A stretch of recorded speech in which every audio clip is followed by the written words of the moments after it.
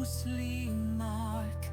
Cobwebs twine and shadows dance in this twilight somber trance.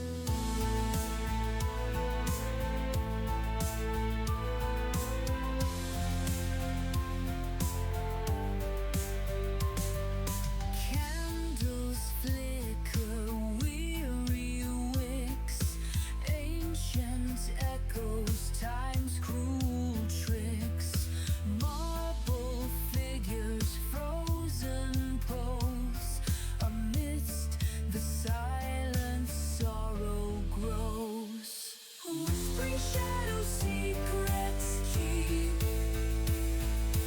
in the depths where night meets sleep. Underneath the velvet gloom, guardians of the haunted room.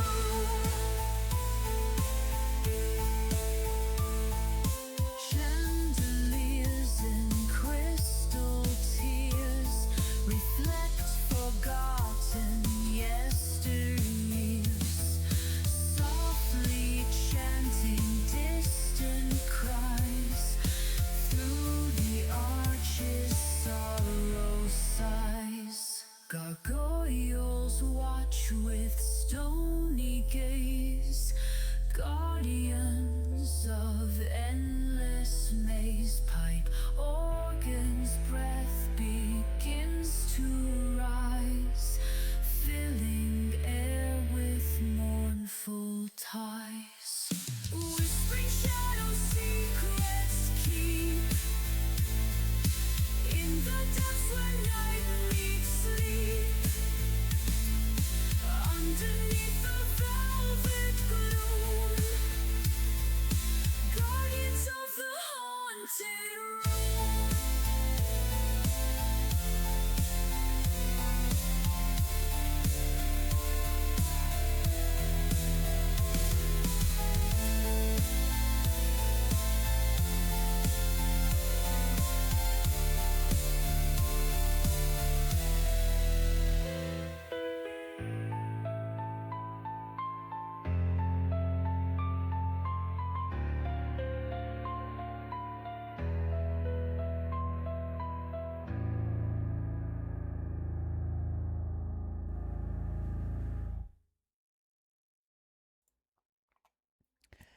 Good afternoon, ladies and gentlemen. If I've pressed all the right buttons in the right order, you are currently being assailed by Lady Red of the Black Pants Thingy-Magummit, and Lictor's here too. Hi, Lictor.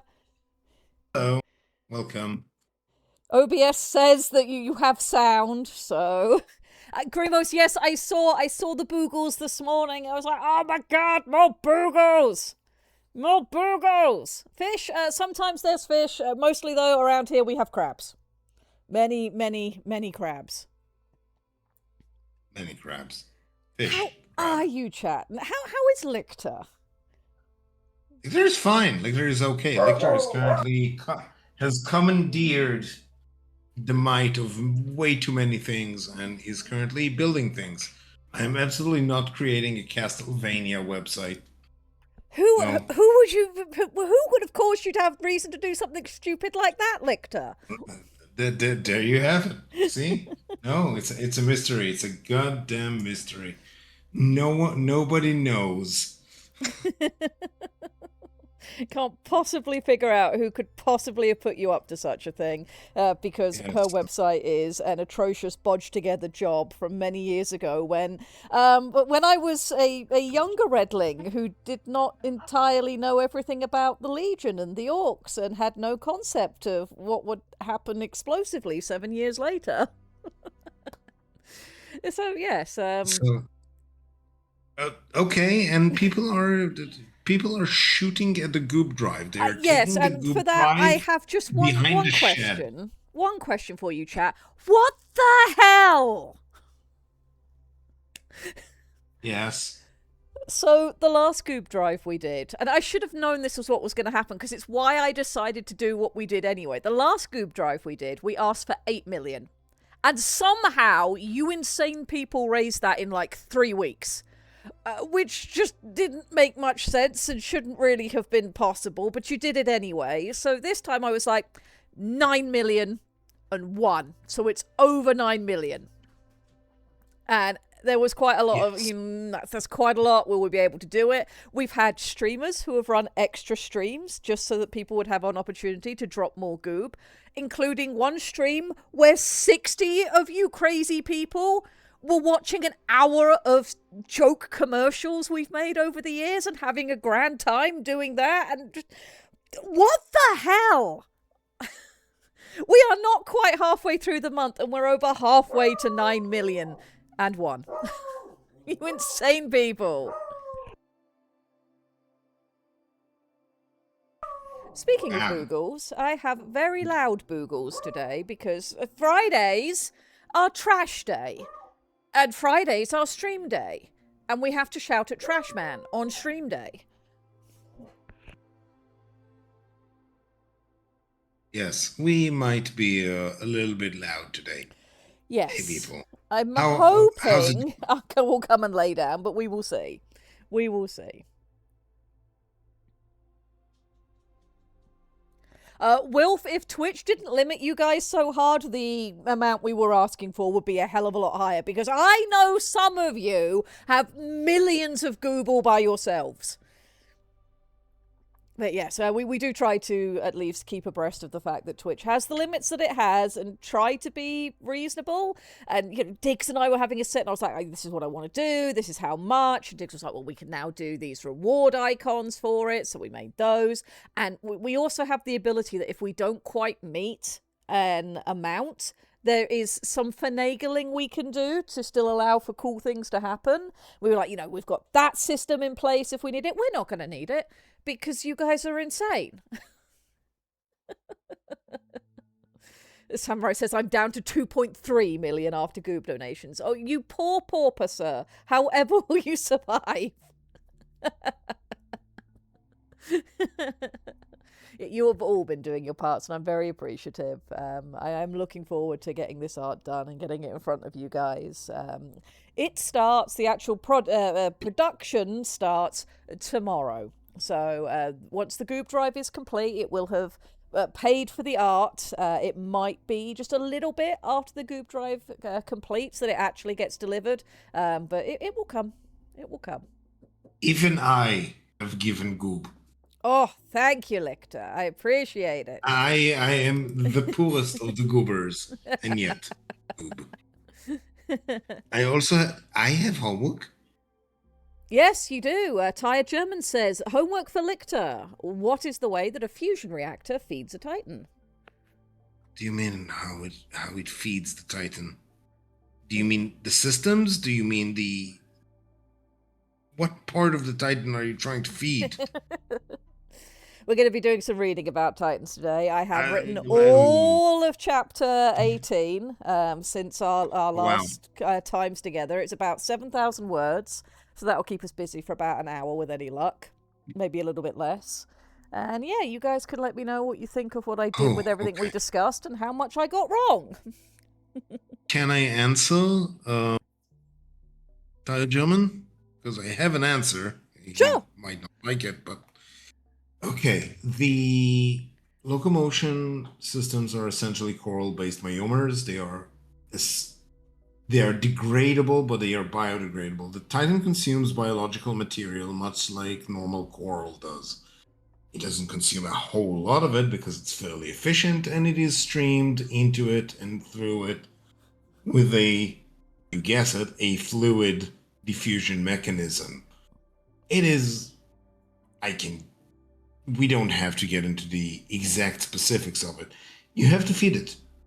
Titans are carnivorous, essentially, in the manner that they require proteins that other creatures have to produce for them. Usually you have to refuel them, reminding you that Titans are active for relatively short periods of time. Part of their refueling is the fact that while the fusion battery gives you as much... yes, Wilf, the Titan is literally artificial. It is not even artificial in so much it is domesticated, husbanded, and produced to spec. It is only artificial in the fact that there is artifice in its creation. All the parts of the Titan have been domesticated a long while ago and required a lot of planning and working. This is why Titans evolved the way they did. They need to eat. They don't eat a lot while they're asleep, and they eat a lot before, after, and during while they are awake and active. Titans, again, because concordance is so strenuous, even on paragons, do not stay awake for prolonged periods of time. Like us, they need to sleep. I would That like you was to Liquor know this Rambling. stream is now being run by Anka because she will not get out of my face. Okay, I mean, Hi. uh, Are you trying to eat chat? Could you please not eat my microphone? Tajaman, the fusion reactor is how the Titan actually does the things that no biological machine, no matter how sophisticated, will ever be able to do. The having the ability to launch a kinetic weapon at a sustainable distance underwater. There is no biological system to support this, and there's no reason there should be.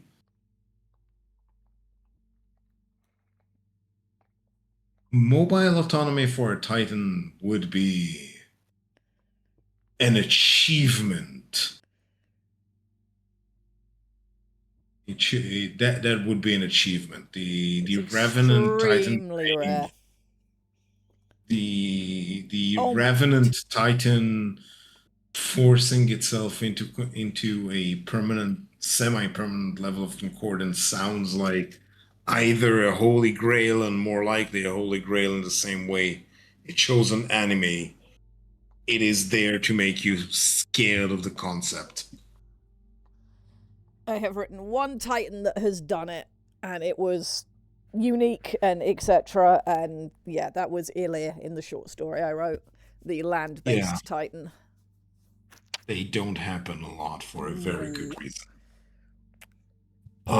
Anka, this is very inconvenient. I've been busy my brain trying to think about compact fusion heat. Okay, water is an excellent diffusion of both radioactivity and fusion. They don't.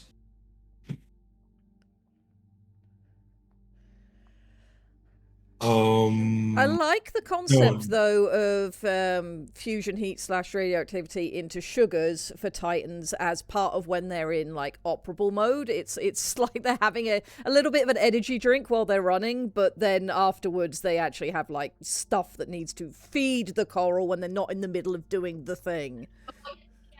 They have energy drinks, literally. Yes, Like they're highly reactors. like highly energized water. Essentially ionized steam. Powered up, and it's like just downing, 3 5-hour energy drinks all at once. Yes. That's a pretty cool idea, though. I do like that idea, is that they get quick sugar energy while they're doing the thing, but they do also have necessity for other nutrients regularly as well. I am not getting into cold fusion. I do not have enough degrees in subatomic particulates for that. I know whom to ask, but I don't have enough. I specifically do not have enough degrees in that. Aren't there mushrooms in Chernobyl that we've seen producing sugars and stuff by breaking down radiation? Yes, that is a thing. Fungi are incredible and strange, and I'm really glad we decided to go with a, sea life and crab-based setting and not a fungus-based setting, because, oh god! Don't get me started on the radiation fungi. It's complicated. It doesn't do exactly what people like to put in papers. There's a level of handwavium we don't have to take to. We don't have to. We really need not to. German, while I agree, you. Oh. Okay. transfer Anka. of energy into the problem you meet is not the available energy, it is the combination of available energy and the correct um, not isotopes, elements, the correct elements. You need the correct amount of carbon at the correct time, the phosphates, the nitrates, the calcites, everything at the right time, and then you need the energy. That's the problem. The essentially, yes, you could power a farm using using a fusion reactor. That would be amazing, but your problem becomes I need I need more elements to support this. That very quickly. I am currently You- bothering Ceres, Doctor Who, because Anka has finally gotten down and gone into the pup cave under my feet. Which is very good, because for some reason she has decided that the only place she wanted to sit was on my face. I do not know why. Of all the comfy places in this house for these dogs to lay, sometimes Anka just decides face. I must be on your face. Dogs. I agree with the availability of Wavium. I just need the reason I am not necessarily pushing in one direction or the other is the usefulness and the ramifications it evolves. And one of the things I'm supremely resistant about is the idea of potions and magic pills as opposed to mechanical solutions. Yeah. We I do have a am, very interesting balance in Shoal. That there's some hand yeah, we do. wavium, but it is based in understood things. Which is nice. I approve of that. Oh, more goob in the goob hole. I will eat well until winter. Yes. Doctor Who, yes, we do have radio sites benefiting entities on Shoal. There's a good few of them already detailed in the compendium. So, yes, some plant life and some animal life. We have some animals that do interesting things with radiation.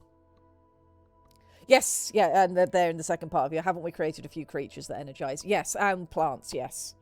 Yep, we do have a range of them. More goob! This is good. This is very, very good. This is very good. So, last week, when we all got together and had stuff for the... That would be great, Tired German. I'd love to look at that and infuse it into all the other things we have going on. That would be fantastic if you have time.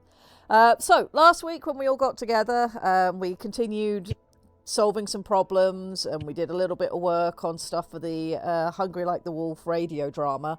I've been trying to be good and force myself to use the correct word for what this project has now become.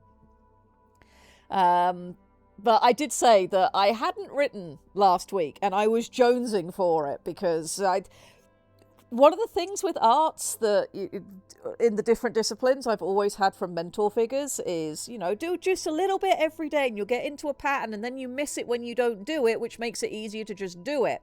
This is true. I feel very strange if I don't draw every day and if I don't write at some point during the week. So last week, I hadn't written at all because I had so many art things on, which I also have this week, but they're very specific art things, and God, I hope I can show you some of it very, very soon. But I needed to get my writing fix in. So I did, and I've written chapter 18, but I may have done just a little bit more than that on a different project. Tiny. just A a tiny smudge. bit, a little smidgen.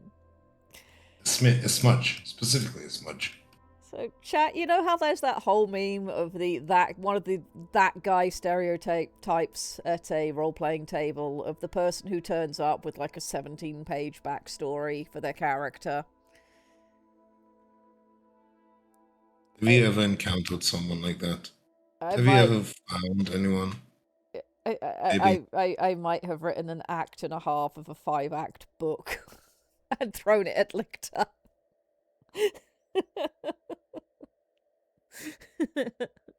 I wrote a lot this week. I wrote an awful lot this week. I can find out exactly how much I have written. You have written quite a bit. About 60,000 words of backstory That's not. for That's a Sidewinder. novel. It's not That's finished. a novel. It's not finished. We're not even at the end of Act 2. That's going to be a trilogy. It won't even be That's a trilogy. books. It's not quite that bad. Handwavium on par with unobtainium. I mean, unobtainium often fuels handwavium, so yes. So yeah, I did a lot of writing this week. It's been very cathartic. It was very nice to go back to first principles, because one of the problem I'm running into at the minute with Shoal, and it's a problem I run into with every book, is once I get to a certain point, I just want to go back and edit all the issues I know are in the book as it currently stands, instead of just finishing the first draft before I do it. I know I've mentioned this multiple times before on this stream, but it's true. I am very much in that phase with Shoal right now, where I'm like, I want to go back and edit Jake's book. We've got all these problems. We've made multiple decisions as we've gone through. It's not unified. I know there are mistakes. There are things that contradict each other. As a result, there's probably plot holes that you could drive a blue whale through at the minute. This is an issue. But no, you have to get all the way to the end first. And it was very nice to go back to first principles with a new book and be like, okay, I'm going to write this new story. I already know who the characters are. What is my act structure going to be? What is my bullet point for what the chapters should contain? What is the theme that I'm carrying through? What are the things that I want to keep coming back to? What perspective am I going to use? It was very refreshing. So it was really nice to just start writing another book while writing a book. I think there might be something wrong with me. Will says, I wrote something in the novel I started in November and burned out on this week. I'm not sure if it was good, but it's progress. Yes, and going back to things after you've been away from them for a while can be really, really useful. So I'm really glad you did, Wilf, and I hope you're able to continue doing so. Oh, cat. Oh, does he have the brain cell today, or do the other orange cats have the brain cell? I don't know about this. There might be something wrong. Thank you, Night Owl. Normies don't make good art. I mean, normal people can make good art, but I do think some of the best art comes from people who are either temporarily mentally indisposed or just, you know, neurodivergent in interesting ways. He had the brain cell for a hot second. My God. Yeah, so it's really a case of deciding what we want to do this week. We could just leap straight into me reading what I've written for you guys and see what you think. If there's any writing topics you want to talk about first, if we want to do some writing topics afterwards. Because although I've done 7,000 words on Shoal, I don't think that's going to carry us for our entire slot.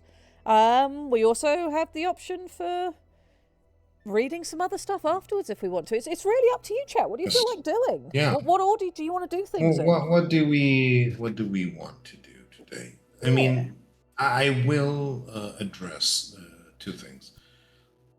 The level of hyperfixation we do tend to get into is a side effect of us being a bunch of nerds and or geeks, or insert whatever descriptor you'd like. We tend to hyperfixate. Building a good narrative usually requires flaws and understood ways and counterpoints to most ideas. Something might sound cool, but then you need to stress test it somehow. Often the best stress testing is just start writing it. You'll know when you hit the problem point, which we did. And then we had 2 weeks of snag solving, and it was really worthwhile. Yes. It's probably my fault of having this beta tester sort of a mindset where I'm looking at something and I'm picking it apart at every possible juncture of failure that I can think about, and then I go out to other people and ask them. No, that's a good thing. And Yeah. honestly, that's what you want in your beta readers for stuff is, hey, go through this, pick out plot holes, pick out things that stand out to you as not quite right for any reason. And sometimes, you'll get to a point where somebody says, I had an issue with this thing. And you'll think, okay, that's fine, but I'm keeping that thing. That's there for a reason, or I'm happy with that, or I don't mind that's a stumbling block. That's part of the unique feel of my setting, and you can make the decision of, I've had this feedback, but I'm choosing not to act on it for your own reasons. But then it's a conscious decision that you've made.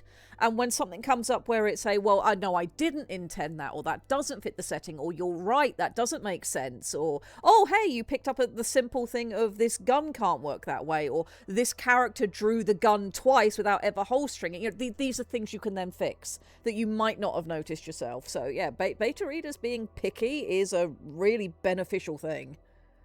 Yeah, I was talking about programming, but yeah, sure, about writing too. Sorry, I'm just focused on you know what my brain's like. Yeah. No. You're absolutely correct. 275% true. Just funny how it slid around. Sorry. Okay. Doctor Who has reminded us of the one, the only, the unforgettable, the Yes. irredeemable, the one thing that cannot be forgiven, even if you bring up an entire nation made out of oil and six-sided stars. Empress Teresa. Yeah, I can give you a little bit of feedback. So we finished Empress Teresa. It's over. It's done. We've been through the whole thing. And then we can probably move into some reading so that you guys can then tell me everything I did wrong with it if I didn't hit things right. But Empress Teresa. There are 36 of you here, so on the odd chance that one of you is not familiar with this book, it is a book by Norman Boutin, who is a creationist who seems to have the opinion that every thought he has, he was fated to have because it all comes from God, so therefore he can't ever be wrong, and therefore he is immune to criticism, which is to say that he just ignores it, and doesn't learn anything. And he decided to write a book about the bestest, goodest girl ever, a Catholic girl called Teresa, who ends up with an alien bonded with her, made of dark matter. And if you want some hand-wavium, dear God, the hand-wavium in Empress Teresa. And she gets this alien, and she ends up, in Norman's head, saving the world and making it a better place. In the head of literally any other person who has ever read this book, she creates like 7 apocalypses by the time she's 18. And that's before the story really gets started. Norman also thinks that he is a very staunch ally and friend of the Jews, while not at all understanding anything that he thinks solves that problem. To give you an idea of Norman's level of fixing worldly problems, Teresa, after getting control of all of her powers, learns that North Korea is a thing. And, not North Korea bad. So she decides that she's going to go in and fix it. And the way that she's going to do this is to demand to be promoted to a 5-star general of the army so that she can have supreme authority to go in with a combination of South Korean and American troops to capture the capital after she's just disconnected all of Korea, both north and south, from the mainland and made it into one big island. She's going to march into Pyongyang, take over and install herself as dictator for as long as is necessary for the north and the south to start getting along and get all of the systems working properly. And then she's going to leave. And to get the North Korean people on board with this, after she's just basically done a hand-wavium of guns don't work now, so nobody can shoot them, she reads the North Korean people that she intends to be dictator over for at least 2 months, the American Declaration of Independence. And then everybody clapped. This is the kind of writing that Empress Teresa is just full of. It's an insult to anybody with eyes who can read. Yes, correct, Night Owl. The fuck. Norman is a terrible author. At the end of a book, it's quite common to have an acknowledgements where, you sort of talk about your inspirations, the people who've helped you along the way. Norman used his acknowledgement section to basically bitch at people who'd criticised his book and tell them that they were wrong. Can I repeat that? You think your brain melted? Okay, I'll repeat that. Teresa demands to be promoted to 5-star general, marches into Pyongyang with a collection of South Korean and American troops, declares herself dictator, and gets the North Korean people on board by reading them the American Declaration of Independence. And then everybody clapped. Hey. Like I told you, it's the Declaration of Independence. It declares itself, and there you go, it's independent. It doesn't require. There's no reason why it wouldn't work. You just read it. It's independent and it's declared. Done. There are so many horrifying things in that book. This is one of the nicer ones to talk about because it's just so simple and stupid and juvenile, and everybody understands how awful this is just on the surface. If I had to try and explain just everything wrong Norman did to, about, and for the Jews, we would be here for the entire slot and then some. If I talked about how Teresa approaches religion, the British aristocracy, there are just so many issues with this book. This is a book that starts out with the American president finding out that this girl has an alien bonded to her, and his very reasonable reaction is to put her on a jet with an atom bomb to explode her over the ocean. And when you first read that, you're like, this is the most stupid thing I have ever read.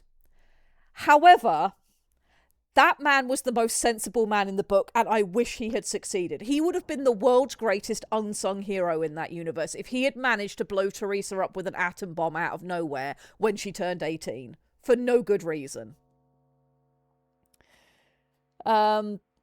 The end of the book is possibly more horrifying than all of the rest of it because it is just such an insight into Norman's brain. Norman clearly has a thing for good Christian girls with thick, luscious black hair that they let hang loose.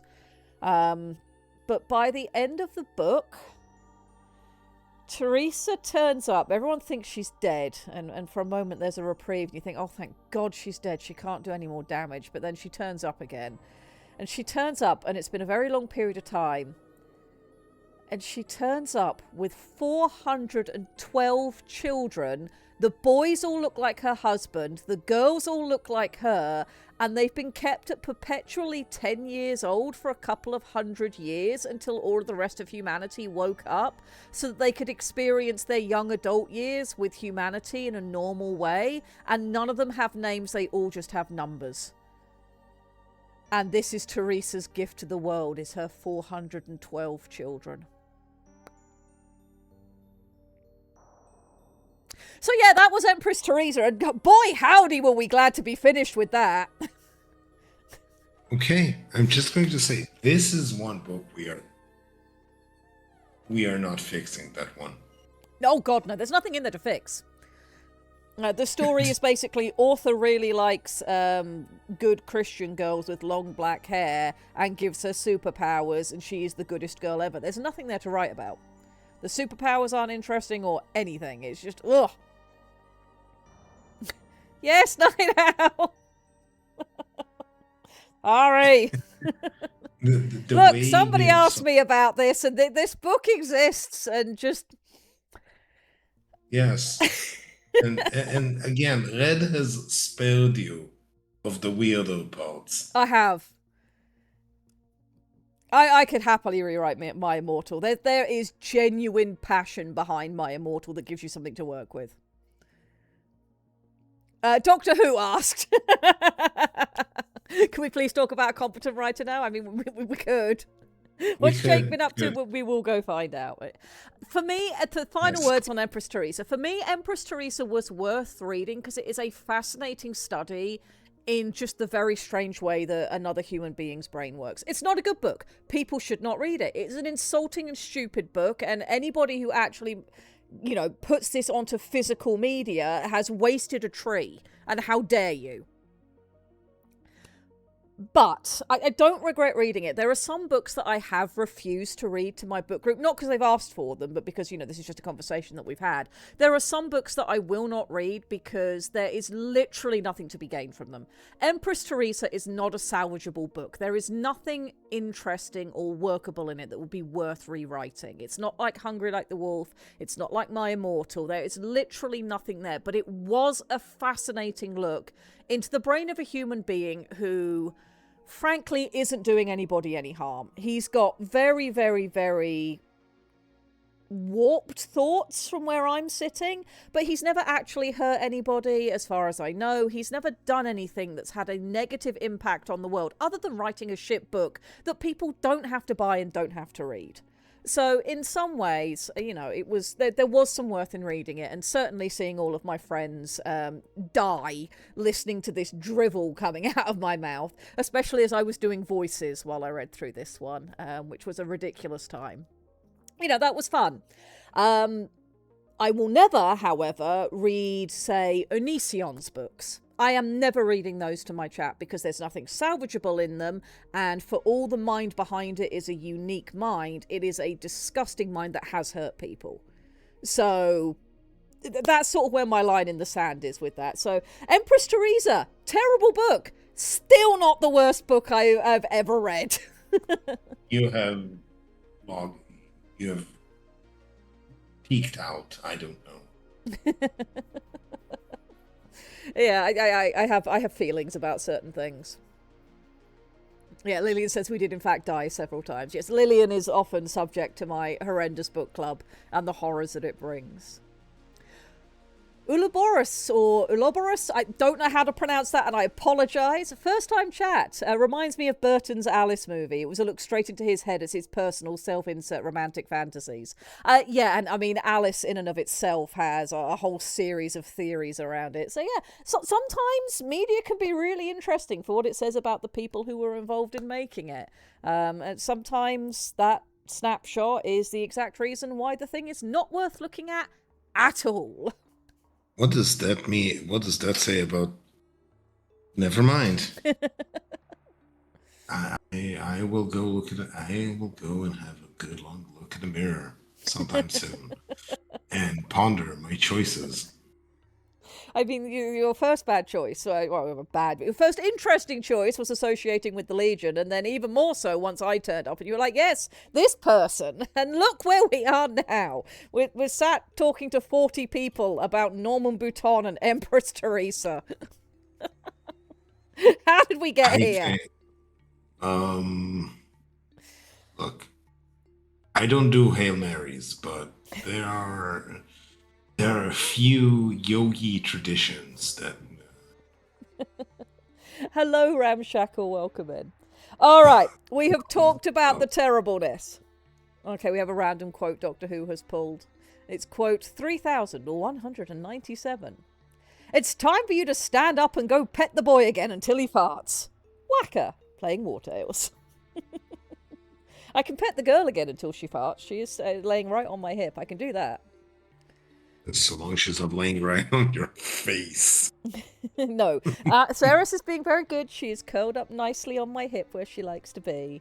There was some sad doggo news in the Legion yesterday. Nothing to do with our dogs. So last night we let Ceres come and sleep in our bed with us. And she just cuddle-eyed and all night long. And it was very cute. It was very, very cute. Very acceptable. Yeah. Reasonably. Digimon says also one duo because what is a story about a fantastical land? It's also about being a young girl in Victoria and all the stranger objectively dumb stuff adults subject them to. Yes. Yes. I mean, it could be fun writing about certain time periods and etc. and nonsense that went on. Paul Lichter with my, hey, how about I just give you a novel for a backstory for my character, has been enjoying the filter of Victorian-era industrial London gangs pushed extensively through the 40k setting. And he hasn't blocked me and stopped talking to me yet. So that's I fun. have read every word. You have, and you keep encouraging me. There might be something wrong with you as Yes. well. Look, bottom line is, at some point, we're going to make a few people very, very happy because we're going to find the bones of some very old dead men. We're going to use them to start some incredibly high intensity family drama. Yeah. Few sections of it. We need the bones of this dude who died 900 years ago so that our mental cases that pilot our ship can find our way back to a place nobody can get to anymore. Yes, 40k is designed for that. And yeah, that's where I've been stretching some of my creative muscles this week, is writing 40k Forge World gang nonsense for my ridiculous character I get to play. And then you had to somehow put in vaporwave dressed, vacuum breaching, melta toting guardsmen. Yeah, this was fine. This was absolutely fine. Not a problem. Exactly. I mean, we did that was really Space Station 14 levels of bullshit. I could see you writing about tech standing next to next to a gunsmith stable and lecturing about oils. I could see that. I could smell the oil. That is good. All right. Shall we do some reading? I do have 7,000 odd words to get through with you guys. We've done our usual at least half an hour of wittering before we do something. Ouroboros says, I have to haunt this stream sometime in the future, but right now back to my writing. Enjoy yourself. We're going to be shifting over to reading from our setting we built on stream. So if you ever get the inclination, do come back and check out either the VODs on our YouTube channel, or if you're around on a Friday and are interested in underwater mecha and crab people and all the other chaos we get up to here, we'd love to have you. And good luck with your own writing in the meantime. All right, let's do some reading. Let me read to you guys chapter 18 and where I got to after everything we discussed over the last couple of weeks. And then you can tell me how much of it I misinterpreted and got wrong. And that will be fun. All right, quick sip of drink, quick check on what chat is saying, and then we'll get on with it. Pinstripe jackets and little hats on the crabs. Dapper crabs and the most evil crabs. Okay. No, Lictor, I you've got a drawing prompt. I read loud and clear. Mission accepted. I will do it. It will be a stupid. Fabulous. There will be one moment. Finding the correct fusion reactor. Ah, yes, the little Nautilus. Plugging in the Nautiloid. Now complete in watermelon flavor. Fantastic. I did see it. That was really cool. Yes, the internet is for weird shit. And I, for one, love it. Okay, so where was that? Should I add gravy mix to my noodle soup? I'm not your mother. You do what feels right, Ramshackle. Just be aware that if there are consequences, they are yours to endure. I believe in you. Gravy. I have questions. I don't know if I want answers. Doctor Who says, as the Legion chef, my professional opinion is no. But do it anyway, it'll be funny.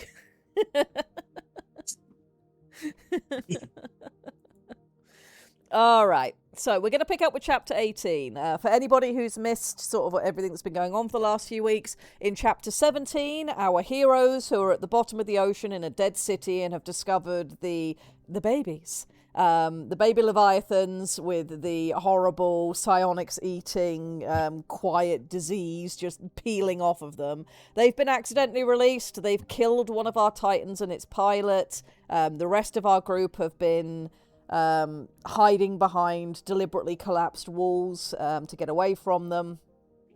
and have now made the decision that they probably need to salvage the dead mech's core and plug it into the mech that they still have and make a new chimeric mech, because otherwise they're just not going to have the knowledge they need to deal with these horrible babies before they could potentially kill all of the planet. But certainly the village nearby that our little shark girl came from, and the migratory city that will be passing overhead in the next couple of days. So our heroes have got this problem. Our one human character has said that he would like to try to help solve this problem, and that's where we're going to try and pick up from now. Yes, the horrid children, they are loose. The terrible children, les enfants terribles. Oh no, that's a different thing. Yes. Have you rewrote that Jake decides to help Pilot bit? I haven't gone back and rewritten that conversation, but I have written onwards. Yeah, it will be in the editing pass that I edit the conversation specifically, but Jake will still be like, you know, I'd like to help in some way. And I wrote on from the concept that he had made the offer to be of help if he can, without saying, I will pilot. And so this carries on from sort of having had that conversation, and then it's going to go deeper into the conversation that happens afterwards. So hopefully this will cover what you're interested in. Yes, there's no CQC here. No, we've not had our lessons. All right, chapter 18. Umi did not answer Jake. Jabra did. Stone first, she said. Impossible ideas after. Then she drove one claw into the rubble and began to dig. The work resumed around Jake's question as if it had become another unstable thing wedged into the collapse. Too dangerous to pull free and too important to abandon. Umi said nothing as he returned to Phalonic's side. He kept one hand on the young Titan's scraped cheek plating, while Phalonik shifted his weight by fractions and Jabra's remaining crew eased another broken slab from underneath his shoulder. Jake went where Jabra pointed him. Lift here. Brace there. Hold on to this, and do not, under any circumstances, decide to be helpful somewhere else. His suit translated the careful pressure of his body into larger, steadier movements. The NIS layer held close around him beneath the pliant outer shell, reading muscle contractions and passing intent into the diving systems. Light armour protected his torso and limbs from the worst edges. Thrusters corrected his balance when the rubble shifted. His fins folded close whenever the gap narrowed and opened again when he needed purchase against the water. It was still his body doing the work. The suit only made that body belong here a little more convincingly. Lower, Jabra ordered. Jake lowered to the fractured section of wall. Not that low! You said lower. I did not say drop it on my foot. I'm not dropping it. It looks like you're considering it. Jake stopped moving. Jabra inspected the slab, found the pressure line she wanted, and signalled one of her people into the gap beneath it. Now, she said. Jake lifted. The ceratinoid darted under the slab, cut through a knot of twisted brace material, and kicked backwards. Jabra caught her by one limb and pulled her clear as the whole mass settled another finger's width. Stone ground against stone. Everyone froze. Phalonik took the weight. His frame tightened around the corridor throat. Coral light moved in muted bands under his scraped armour. Hordaka made a sound over the channel that might have been a word and might only have been a pain felt second-hand. The ceiling held. No one relaxed. Kilo had been silent for almost a minute. That was what made Jake notice her.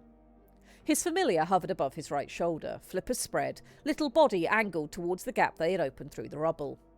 Her passive sensor veins were fully extended. Kilo?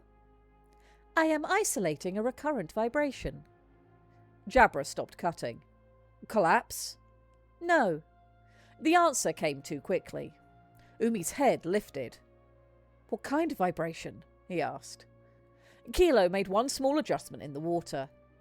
Data spilled across Jake's HUD. Pressure traces, returning echoes stolen from ambient noise, a cluster of uncertain red lines trying to become a shape. Mechanical contact, she said. Repeated, irregular. Source beyond Echo's visible shoulder structure. Jabra's claws opened. Movement? Yes. How large? Large enough. Something struck metal beyond the rubble. Once. Twice. The third impact came with a long, tearing vibration that passed through the collapse and into Jake's suit. It was not stone settling. Stone did not worry at metal. Stone did not stop, adjust, and bite again. Falonic's optics narrowed.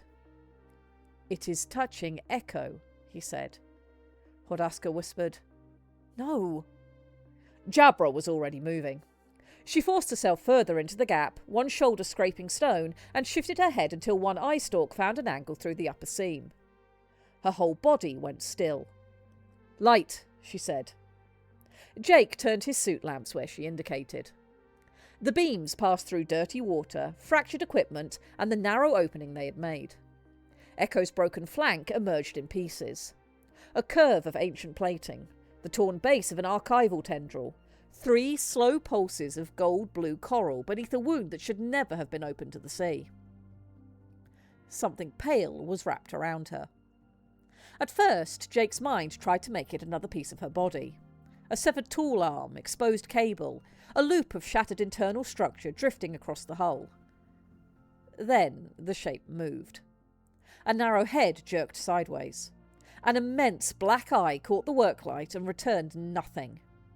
Hooked feeding limbs clung to Echo's plating, braced around a seam beneath her shoulder. Its unfinished body curled away into the red-brown haze, flexing in compact, violent contractions while its mouth worked. Metal tore free beneath its teeth. The juvenile spat the piece aside. Old quiet streamed from its flanks in pale threads.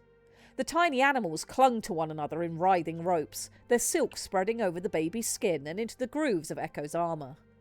Some crawled towards the exposed coral light. Others blackened and fell away where Echo's dead system still held some remnant of charge. The baby bit again. Not randomly.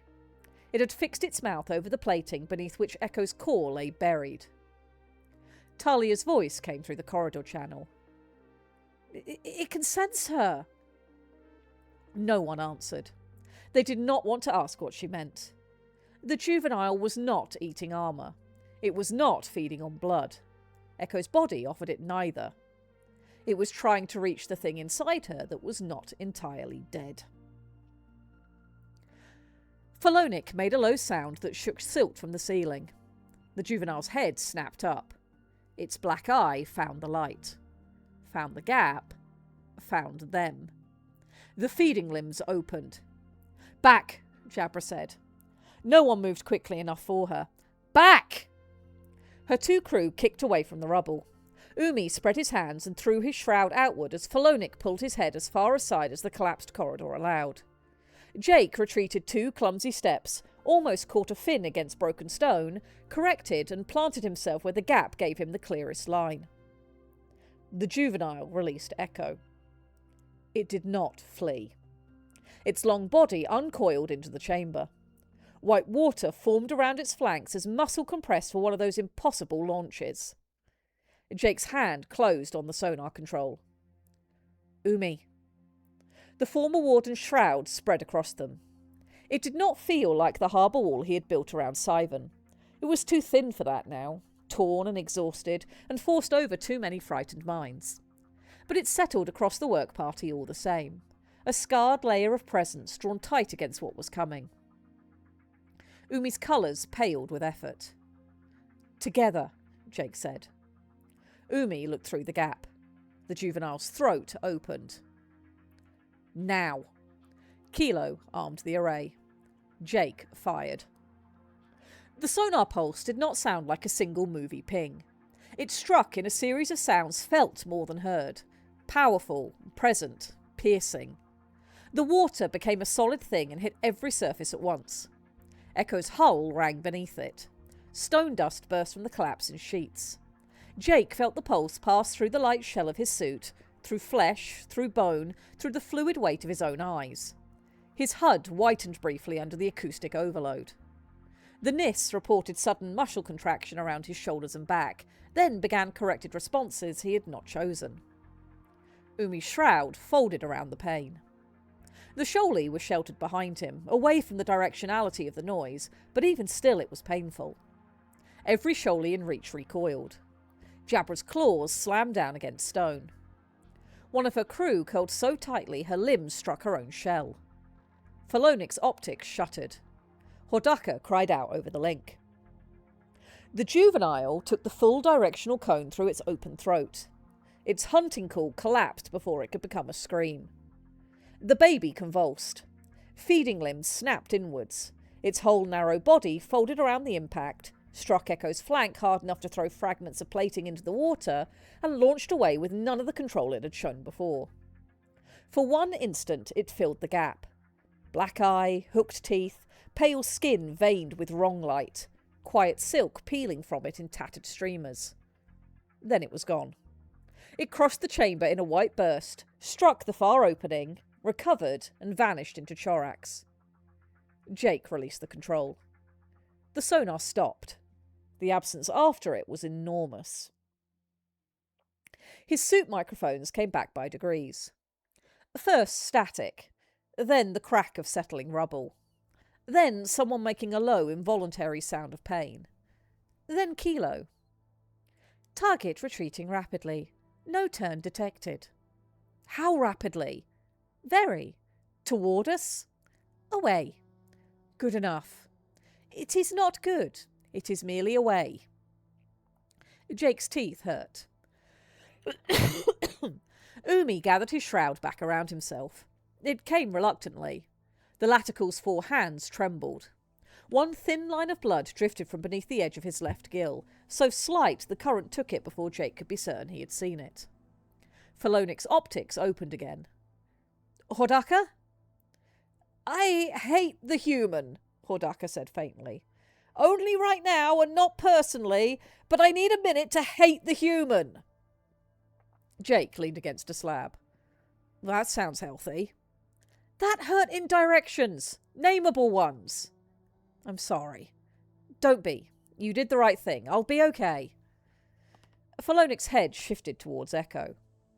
The gouge the juvenile had left was visible now.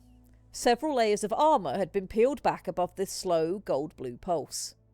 The baby had not reached the coral, but it had known where to try. Umi looked at it. Whatever pain remained in his face changed shape. It will come back, he said. Jabra flexed one claw, then the other. Then we finish before it does. She went back to the rubble. This time, no one said the plan had become reckless. Now pause for a minute, catch up on chat, and then we'll keep going. We are having someone who has made a mistake. Oh dear. Yes, we do. Crabs don't really have feet, their legs end in points. I mean, when I'm thinking of feet in terms of our ceratinoids, they do have like little grippy bits on the end of their feet because they're aliens. But yeah, we might think about rewording that. That would be a potential thing. Ah, Phoenix Aurelius has indeed made a terrible decision. Welcome in. Please enjoy all of the links that were dropped and allow your madness to come and synchronize with our own. Rail, you don't get to get in here before paying your taxes. Pay up. I was going to say, what is the Shoalie equivalent of a nosebleed? A gill bleed? Yes, I think that makes sense. Creepy bits. Rail says, I appear in chat because I am studying for insurance licensing and this is good background noise. If anything weird appears on your insurancing exam, I'm not taking responsibility. Chat is responsible, but I'm sorry, Rail. You appeared there. Go pay your taxes. Where's the goob from my goob hole? No. Rail knows what taxes he owes. Oh God. Rail is aware. He has a standing note to his name. Oh dear. Rail, what did you do? Every last one of these gooey slime feathers that you have on that chicken. All of them. There's a price to pay. Why, Rail? I hate you. I God, hate that's you, Rail. bad. Thank you. Why You're don't taking skeletons fight each other? They don't have the guts. For anybody who's just listening to this instead of looking, Rail is making terrible jokes. Because of course he is, it's Rail, but still awful! No, no, no. No, no. One moment. It is to be noted that it is Rail's tax. Rail has to pay the tax. One dead joke per appearance. There's no way around it. The universe will collapse before Rail steps out of his tax zone. Standard issue. Exactly. There are some fundamental laws in the universe, and this is one of them. Can't avoid it. Lillian is dropping useful knowledge in chat. Lillian is fantastically well versed on insects and arthropods and other interesting things, and knows far more than I ever will. She says grippy bits on an arthropod are usually called tarsi, singular tarsus, so maybe that term would help distinguish the alien crabs from terrestrial ones. Basara says, if we beat the timeline for the goob hole by a week or more, will we have a stretch goob hole? There will not be a stretch goal. I can't say anything about what happens to the size and shape of the goob hole, but I'm now terrified. But no, there will not be anything extra if we get there early, purely because I'm not going to have time with the workload that I have this year. This year was supposed to be the nice, calm, quiet one where I'd get a ton of other things done, and has ended up being even busier than last year, which is just insane. And next year's even worse, because of thing that I really hope I get to talk to you guys about really soon. So it's not a lack of willingness. I absolutely wish I could do that. I wish I could still do, the weekly art prompt on Aiden's streams. That just physically is not enough time in the day. And when it comes to having to prioritize projects, longer term, more meaningful things that will benefit the community for longer end up taking priority for me over the little things that I wish I could do. So, alas, there will not be a stretch goal for getting there early. I apologize. I'd like to do one, I just can't. It's just not possible. Oh, what is Night Owl linked? Victory meat! A free packet to every auxiliary if Diggs gets his birthday goob early. Fantastic. Thank you, Night Owl. Lady Red has no time, none at all. She's even allowed to sleep in her coffin some days. Honestly, it feels like that. My last 2 days, because of thing, I have worked 12-hour work days. After I am done streaming with you fine folk today, I have another part of that project to finish today, which means I could be working until 10 o'clock tonight, depending on how quickly it goes. I have saved the easiest one for today, but yeah, my work-life balance is absolutely abysmal at the minute. Thankfully, I absolutely adore what I do for a job, so that helps. But yeah, time. I need more of it. Consider health. So I've got this thing to do today, which could mean one more night of working particularly late. But then over the weekend, Aiden is away at drill, so I'm going to have a working weekend, but it will be much shorter work hours to get a thing done, which incidentally is why we don't have the rotating stream banner on my stream right now. That's getting updated. So that will be calmer. And then Monday, Tuesday, I'm planning to take those 2 days off with any luck. So yes, my daily commute is about 15 foot to my very relaxed, easy chair. And it's even better now because I can just open the back door and the dogs go outside and they have yard. I don't have to take them out for a walk or anything. They can just go out, I can have my cup of tea, and then we can do nice things like walks.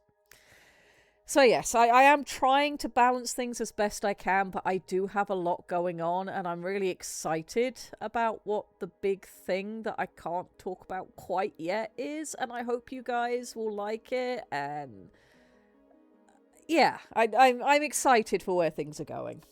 I have a stupid question. What is your stupid question? Imagine our shoaly crab. Yes. The hat. Yes. Which is most dapple. Yes. Does every stalk has a hat of its own? Or does it have one hat, but it has punctured holes through which the eyes show? The second one.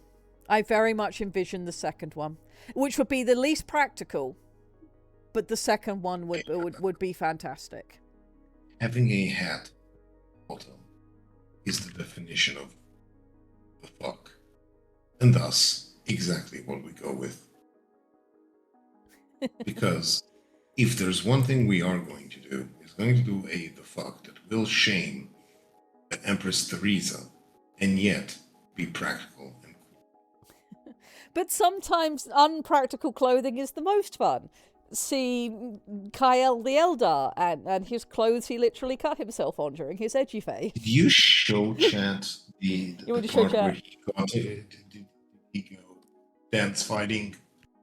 I mean, I imagine chat has seen it because it is the image on the article you wrote on the most recent edition of The Legionnaire on theblackpantslegion.com. But I can absolutely throw it in here as well. Let me... I don't know, but we weren't doing showy things. No, let's do showy things. We can wither about that later. We can witter about that later. Okay, yeah, we can carry on reading. That's fine.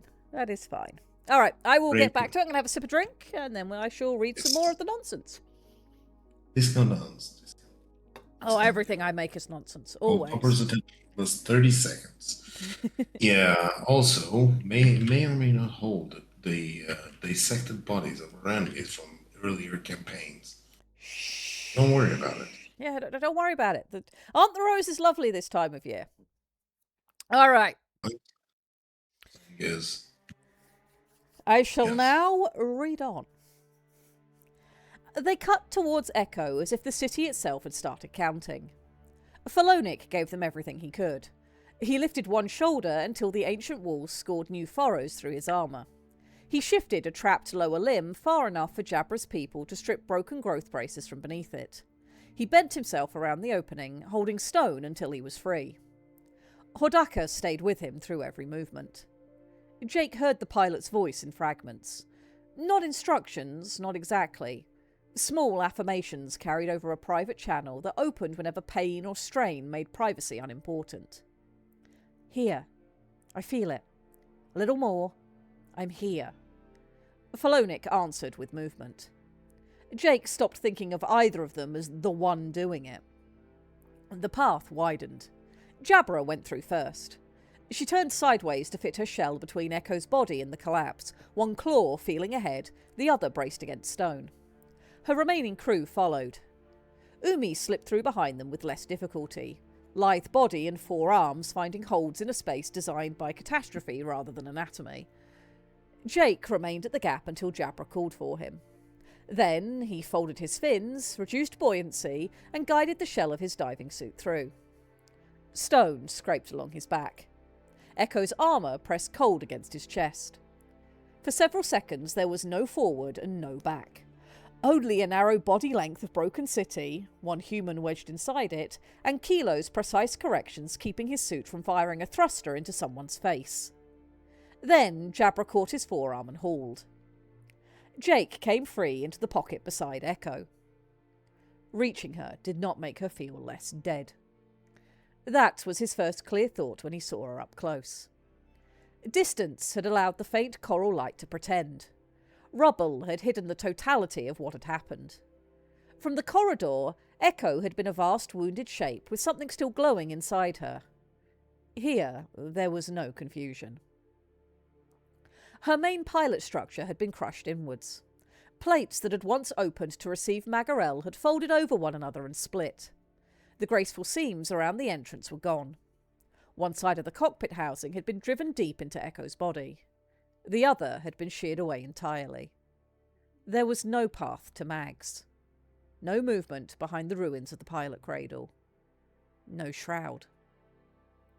Echo's body remained warm only because her buried reactor had not yet completed its final shutdown. Her coral still carried light, but the light did not turn towards them. No immense awareness answered their arrival.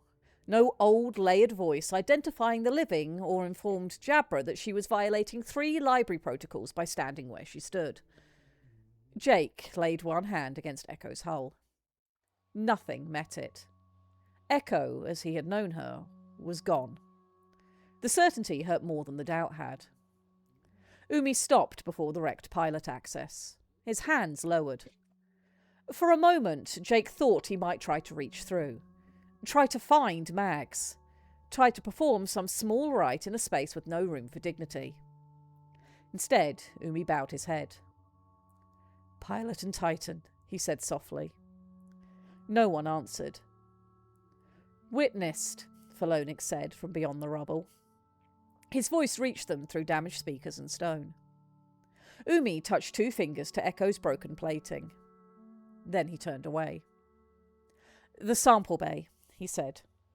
Jabra pointed beneath the torn base of Echo's shoulder. "There." The bay that had held Sivan was warped but intact. Its outer hatch had opened during the retreat and never fully closed again. One panel hung crooked. The gap behind it was too narrow for Jake's suit, even as slim as it was, but wide enough for Umi if they could clear the twisted frame. Jabra's crew set to work. Talia guided them from the corridor using Echo's old schematic. "Secondary couch should be behind the processing wall," she said. "It was designed for close analysis. Max could maintain limited concordance while supervising samples directly." "Limited?" Jabra asked. "Compared with the primary cradle." "Can it release the core?" A pause. It can access preservation controls." "That was not my question." "It's the answer the schematic gives." "Wonderful." They pulled the ruined outer hatch free. It came away all at once, nearly taking one of Jabra's crew with it. Jake caught the panel, arrested its spin, and guided it into the rubble pocket behind him. Darkness opened inside Echo. Not the clean darkness of a powered-down room. A damaged darkness, interrupted by strips of dim amber and the occasional twitch of pond's coral beneath broken inner walls. Processing housings lined the sample bay, some open, some crushed, one still clamped around nothing. Sivan's emergency release had left restraint silk floating in pale ribbons near the ceiling. Beyond them waited the auxiliary couch. It was smaller than Jake expected. Not a chair, not quite a cradle. A curved recess grown into Echo's internal structure, surrounded by folded interface limbs and a command cowl shaped to settle around the crest and sensory structures of a Scholey pilot. Mags had worked there. Often, perhaps. The inner surfaces held the subtle polish of repeated contact. The couch was still intact. Umi stared at it. Jake saw the moment the impossible idea became a procedure. "No," Kilo said. No one had asked her. Umi looked back through the hatch. Kilo hovered beside Jake, 4 flippers held stiffly downward. "I agree," Umi said. "That is not a useful response." "It is the correct one." "You intend to continue?" "Yes." "Then your agreement is performative."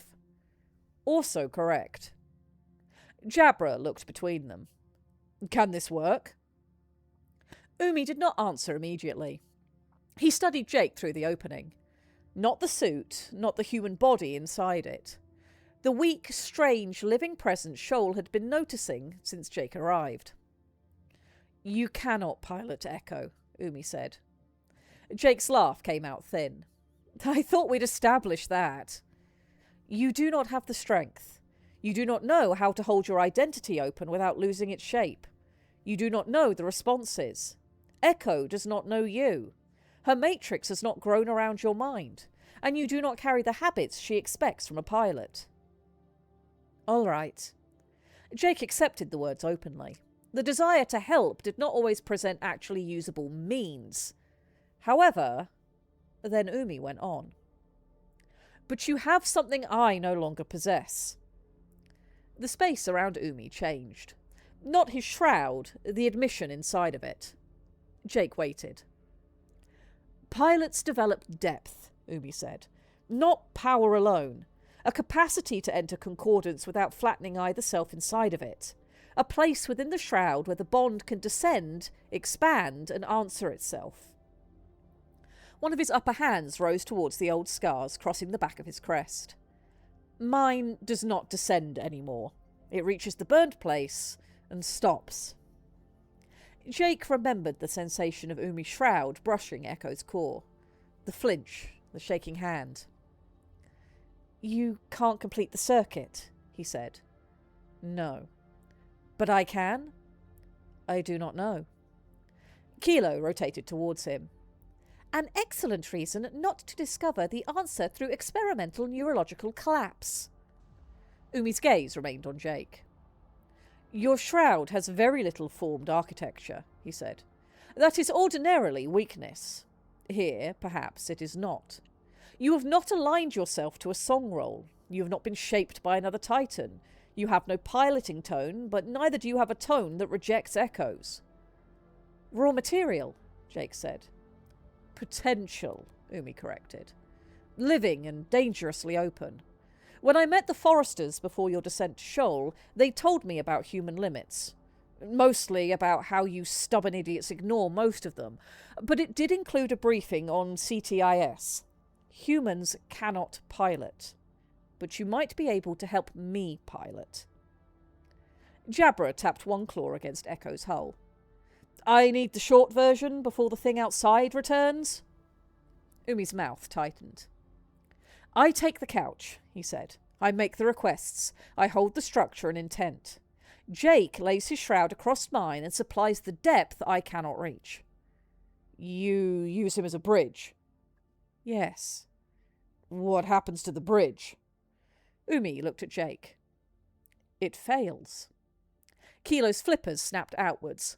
No. How long? Jabber asked. I do not know. Long enough? I do not know. Likelihood of killing him? I do not know. Likelihood of killing you? I do not know.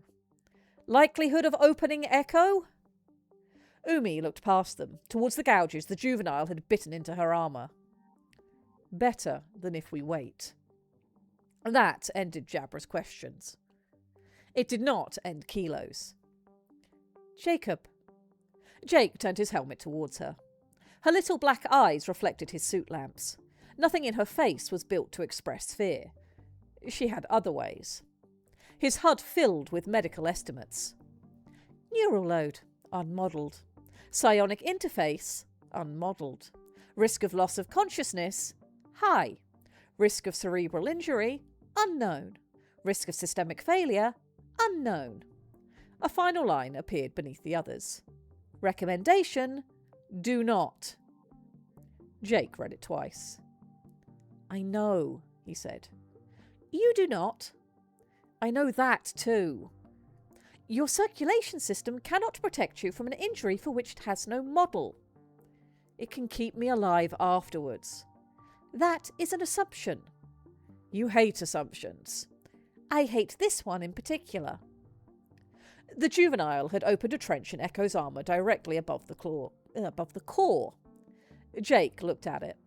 Then towards the corridor where Sivan waited behind the seal and tried not to be a frightened child because frightened children had so little authority over whether their villages survived. Then at Philonic. Only part of the young titan was visible through the rubble gap. One bright optic watched them from beyond the stone. Echo's future, if they could reach it. Shoal's future, if what Echo knew was enough. Jake looked back at Kilo. Keep me alive afterwards. There was a time once where I had to watch things die. This time, I might help bring something back to life and keep the biggest reef in the universe alive. I have to try, or I won't be me after. Kilo held perfectly still. Then the warnings cleared from his HUD, replaced by a single steady medical panel. I will do everything my systems permit, she said. It was not permission, but it was the most love she could safely put into words. Umi lowered himself into the sample bay. Before he turned towards the couch, he set one hand against the edge of the hatch. Jake, I'm here. If you begin to lose the boundary between us, hold on to your own name. Jacob Salaval. Yes. Earth, oceanographer, guest, Consistently poor decision maker. Jabra clicked one mandible. That last one should provide a firm identity anchor. Umi did not smile. If your name is not enough, hold to Kilo, he said. Not her systems, not the link you share. Her. Jake looked at the familiar beside him. That'll work. Kilo said nothing. Umi's fingers tightened on the hatch edge. You must not reach for Echo, he said. You must reach for me. I will form the request. Lay your shroud over mine, match its tone, its texture, its intent. You will feel places that do not answer as they should.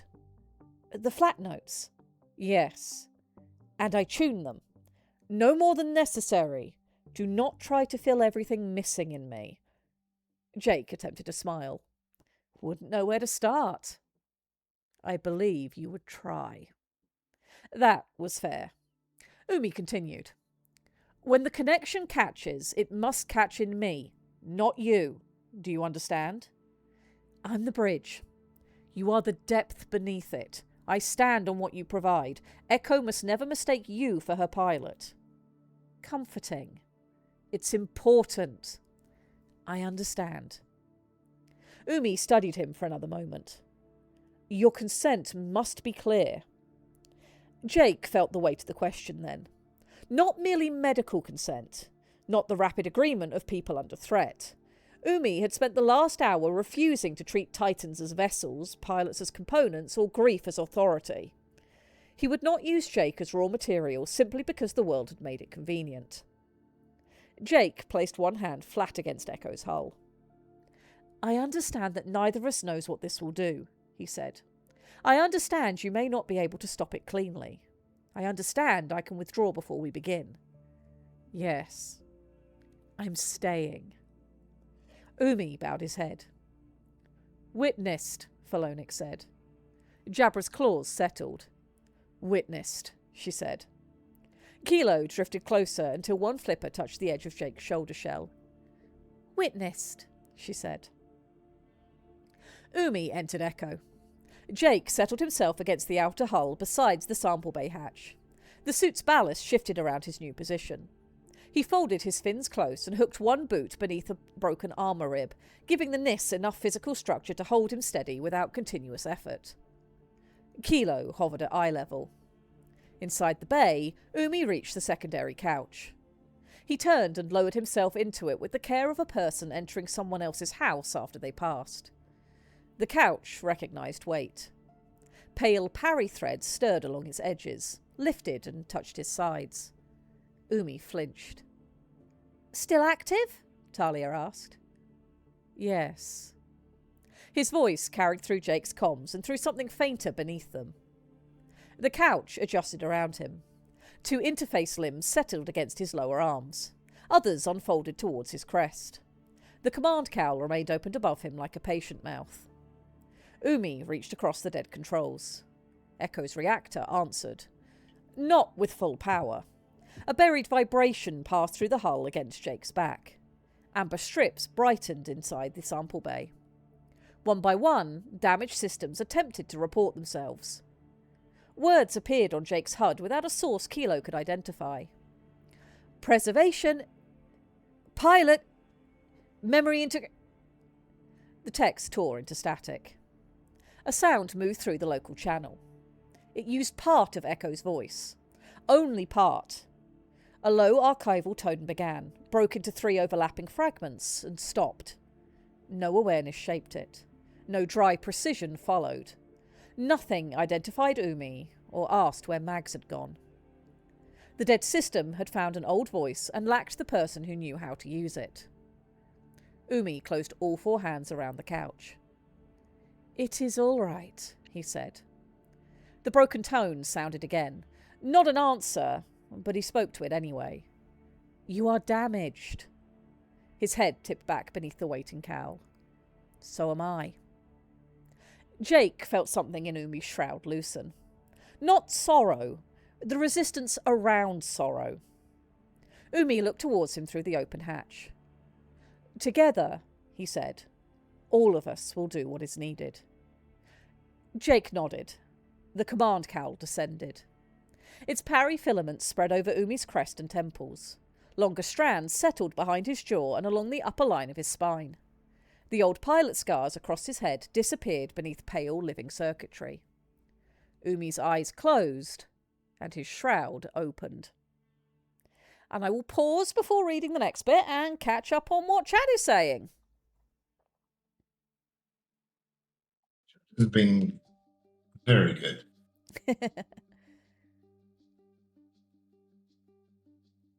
She rode shiny and chrome, Philonic, no doubt. Indeed. Do we ever establish what happens if a massive psionic overload causes a nosebleed inside a diving suit? Well, thankfully, with the kind of suit that Jake has, it's probably not a problem. No problem. We have established that it will fry multiple portions of his nervous systems. You know, the important parts. Oh no. Well, I might have to do some editing then because Jake is going to get a nosebleed, so we might have to think about that. He can have a nosebleed. He can have a nosebleed because of electric shocks to the brain. You can definitely have a nosebleed because of that. Don't worry about it. You can also add some electric scarring, like with CTIS, but it doesn't have to be. Yeah, I think any scarring on Jake is something that I'd like to hold off on the revelation that that's there until later on, because of course he's inside his suit at the minute, etc., and there's going to be other things. But I think it'd be quite cool if, you know, as and when he's finally back at his hab, or things have finally calmed down and he gets to look in a mirror and he realizes that he's marked too, and finds some meaning in the markings. But I think that would be something that'd be really cool to reveal much later on. Yeah, all we have to do right now is just point out that something hurts somewhere. Oh, that's going to happen. Yeah, it's like, no, there's going to be pain. Imagine our surprise.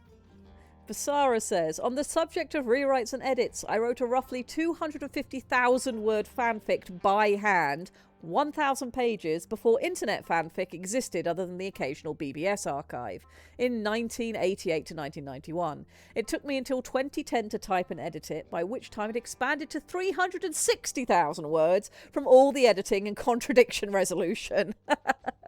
Yeah, that sounds right. That is a lot to write by hand. Computers allowing for typing really has made the writing process better in many ways, smoother, less intensive on certain parts of the hand. But well done. That is very impressive. And the fact that you cared about what you wrote enough to take the time to then transcribe it into a machine, that's really cool. That's really, really cool, Basara. You say fanfic. Was it an established setting you were writing for? And if so, which one? Is it one we would have heard of? There will be no judgment, I promise you. I mean, there will be some judgment. There's always a little bit of judgment. As a treat.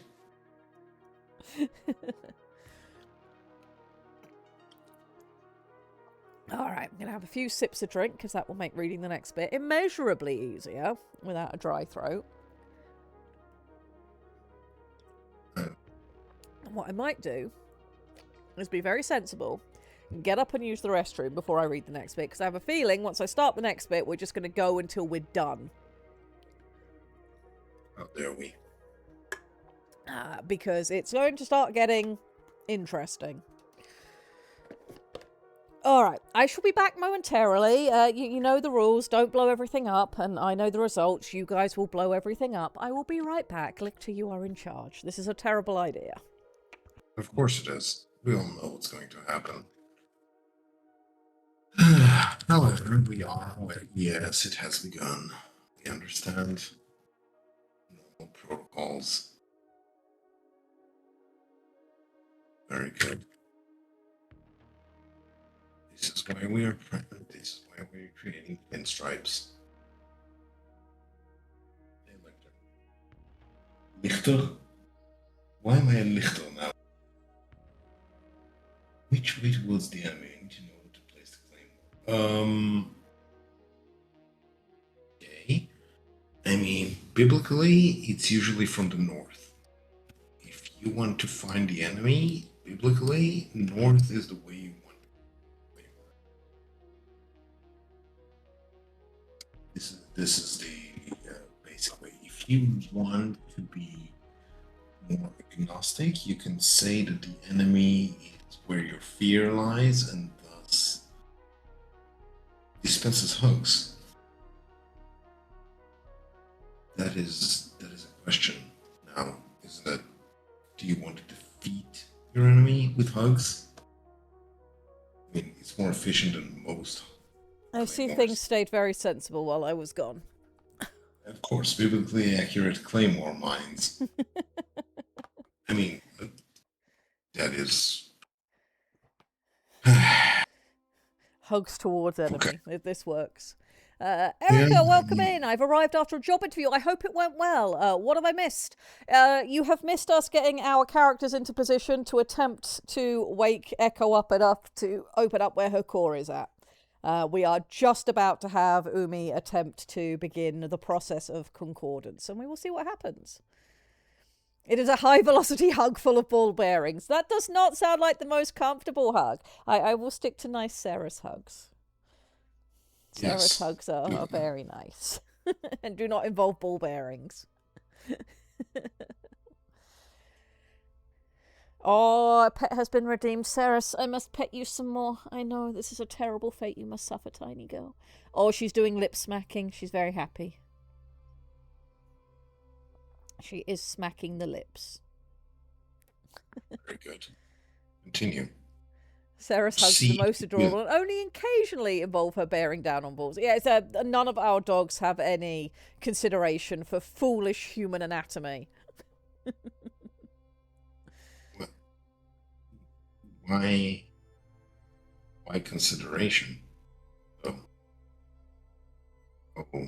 foolish and weird.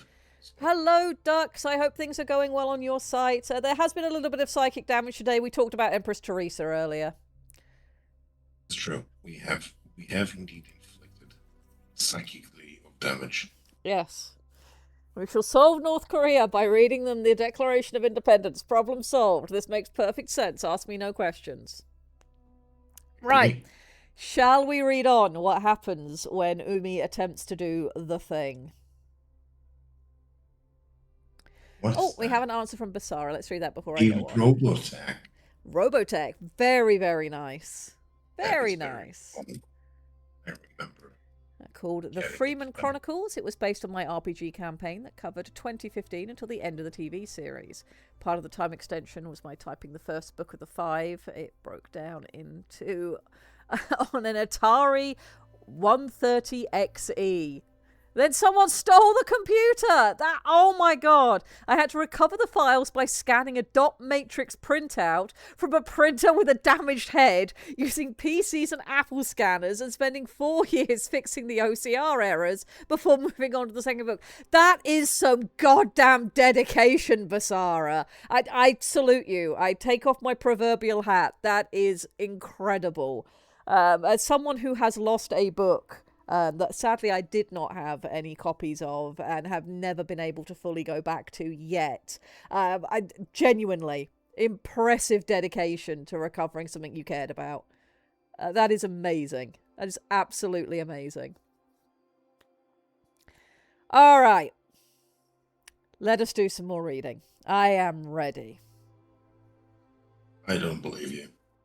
But then again, why does this matter? That the shenanigans continue. It stops nothing. Jake had been inside other people's shrouds before. Everyone on Shroud was, in some small way. Shrouds brushed and overlapped. They warned, comforted, concealed, translated. Umi had sheltered him within his presence, steadied his poor little scrap of psionic awareness, and taught him how not to go stumbling through the song like a man kicking every door in a hallway. This was different. Umi did not spread outward. He opened inward. The sensation had no human direction. Jake felt it as depth only because his mind needed a word. An impossible descent unfolding inside the space Umi already occupied. Layer beneath layer, tone beneath tone, each one shaped by years of trained restraint. Then the descent stopped. There was no impact, no wall, only a place where the next part of Umi should have been. A chord cut flat. A stair opening over nothing. A depth that had once existed and now survived only in the shape of everything built around its absence. Jake's weak shroud trembled. "Now," Umi whispered. Jake closed his eyes. He found his own presence. Small. That was always the first thing. By the standards of Shoal, Jake's psionics were a candle carried into an ocean. Shoaly minds moved around him as weather systems. Titans pressed against his senses like distant continents.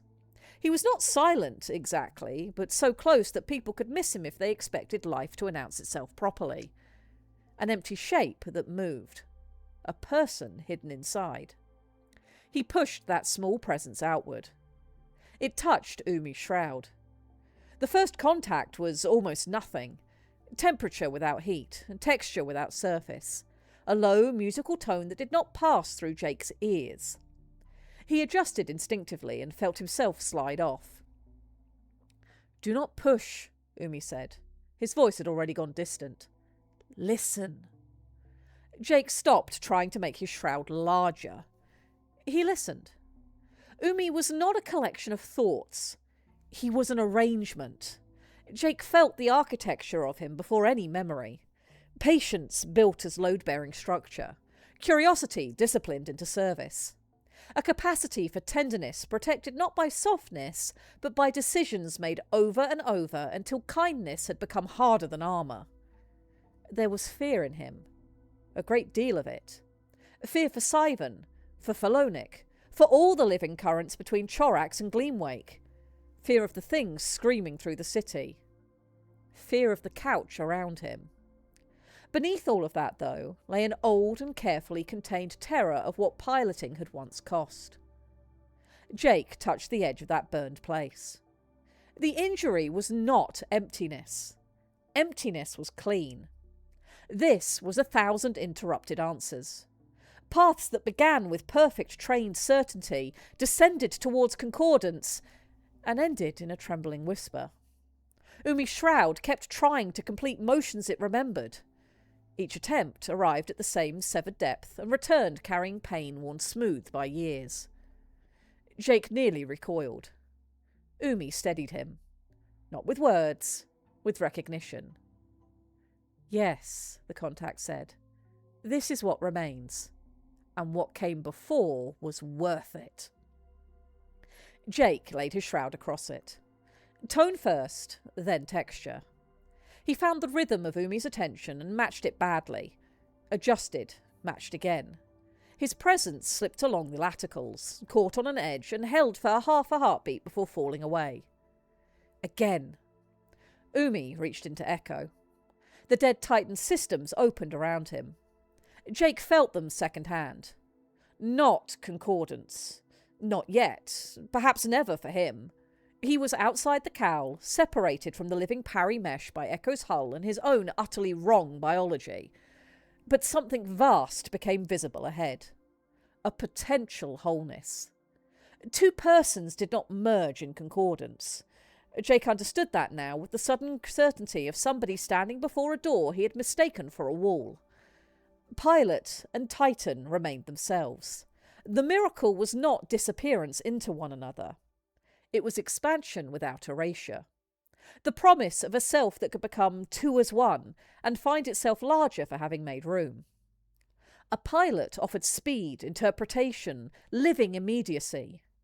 A Titan offered senses too broad for one body, strength too great for one nervous system, memory carried in structures older than flesh. Each held what the other could not. Each trusted the other to touch the world through them. Ahead of Jake waited the shape of hearing an entire place. Not only his pulse, his muscles, the pressure against his skin. Echo's damaged sensors reached through the chamber. They felt water moving through rubble seams, stone shifting beneath Felonic's trapped limb, Jabra's claws against the outer hull, the distant violence of Chorax. the fading disturbance of a juvenile fleeing through broken streets. The awareness expanded again. For one glorious, horrifying instant, Jake knew what it would be to possess a body measured in rooms. Then he felt Echo. Not Echo alive. There was no consciousness turning towards him. No old mind waiting intact in darkness. Her matrix held roots, responses, habits, layers of interpretation, places worn smooth by Mags's presence. Vast halls of accumulated knowledge opened one after another, and no one walked inside them. The absence was shaped like a person. Jake could feel where Echo had been by the things that still leaned towards her. Preserve the record, protect the living, receive Magarel, trust Magarel. Mags existed everywhere inside the surviving architecture, not as a ghost, as alignment. Thousands upon thousands of small adjustments made across years of concordance. Echo had learned the pressure of her pilot sphere, the reach of her attention, the exact way curiosity became command inside her. Jake could no longer tell which grief belonged to Umi. He could no longer tell which determination belonged to Echo. He tasted blood. A warm line touched his lower lip. His HUD opened a warning at the edge of his closed vision. Cranial pressure elevated. Capillary bleed detected. Neural activity outside baseline. Blood oxygenation remained steady. His artificial lung continued its precise work, feeding oxygen directly into his circulation while his mind attempted to occupy more existence than a human skull had been designed to hold. Kilo drifted in front of him. Jake knew this because the suit told him. A small, familiar mass in the water, close enough to touch. She did not speak. She knew he could not afford to turn toward her. Umi reached deeper. The command cowl lit. Parry coral carried the request into Echo's surviving matrix. Temp structures answered in broken cascades. The faint gold-blue pulse beneath Jake's back quickened as the core attempted to recognise what sat inside the secondary couch. Pilot. Not Magarel. Known architecture. Library intent. Wrong tone. Damaged. The connection rose towards completion. Jake felt what should happen. The bond should expand beneath Umi. It should descend, catch, and return. Echo's matrix would answer the pilot's living depth, and the two shapes would close around one another without either being lost. Instead, the current reached Umi's burnout. It twitched, buzzed, whispered like a cut cord dragged across an empty socket. The entire forming structure began to collapse. Umi strained. Pain flashed through him so sharply Jake saw white. The former warden tried to force the connection across the absence. Training took him to the brink with flawless precision. Understanding gave every request the correct shape. His intent aligned with Echo's. Preserve, learn, carry forward. None of it could make the burned depth answer. Jake felt the bridge fall. He moved, not with his body, with the small, unformed thing Shoal had mistaken for absence. He laid his shroud beneath Umi's. It was not strong enough to replace what had been lost. It did not know the proper tone. It had no trained depths, no song roll, no other Titan's alignment worked into its structure.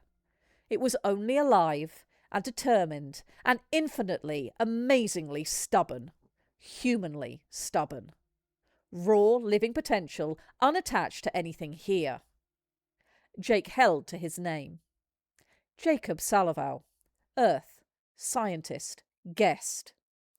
He had crossed the dark between worlds to understand an ocean that could think through every person inside it.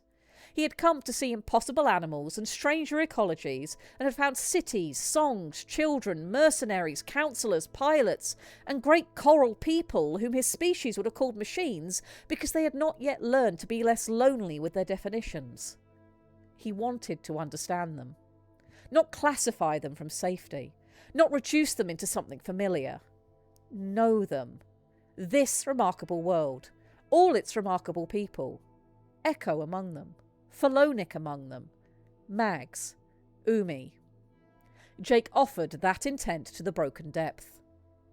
Then he felt the flat note. He tuned it. Not upward, not louder. True. The connection caught. Not in Jake, in Umi. Jake was suddenly beneath him, his shroud bowed into an impossible span, his living potential providing one fragile surface where Umi's missing depth should have been. Umi stood on it. Reached. Echo answered. Concordance closed. The world became vast. Jake had one second-hand instance of it. One was body. One was motion. One was thought passing through a body large enough to alter currents. Umi entered Echo's sensorium, and Echo's remaining matrix opened around Umi. Distinctions survived, brilliant and necessary, but every distinction touched. Umi knew the shape of Echo's damage from within. Echo's core received the exact weight of Umi's intent. Thought did not cross between them. It belonged to the space they made together. Jake felt the scale of it and began to disappear. His HUD erupted. Neural load critical. Intracranial pressure critical. Motor control degraded. Consciousness failure imminent. Kilo's voice reached him from very far away. Jacob, disengage. He could not. The bridge was carrying too much. Umi and Echo towered above him, not in size but in completeness. The stolen concordance drove down through the raw depth Jake had offered. His shroud trembled. Fibres of intent peeled away from it. Every attempt to remember his body returned Titan pressure maps, library routes, Magarel-shaped absences. Jacob! Kilo again. Closer. Terrified. He held.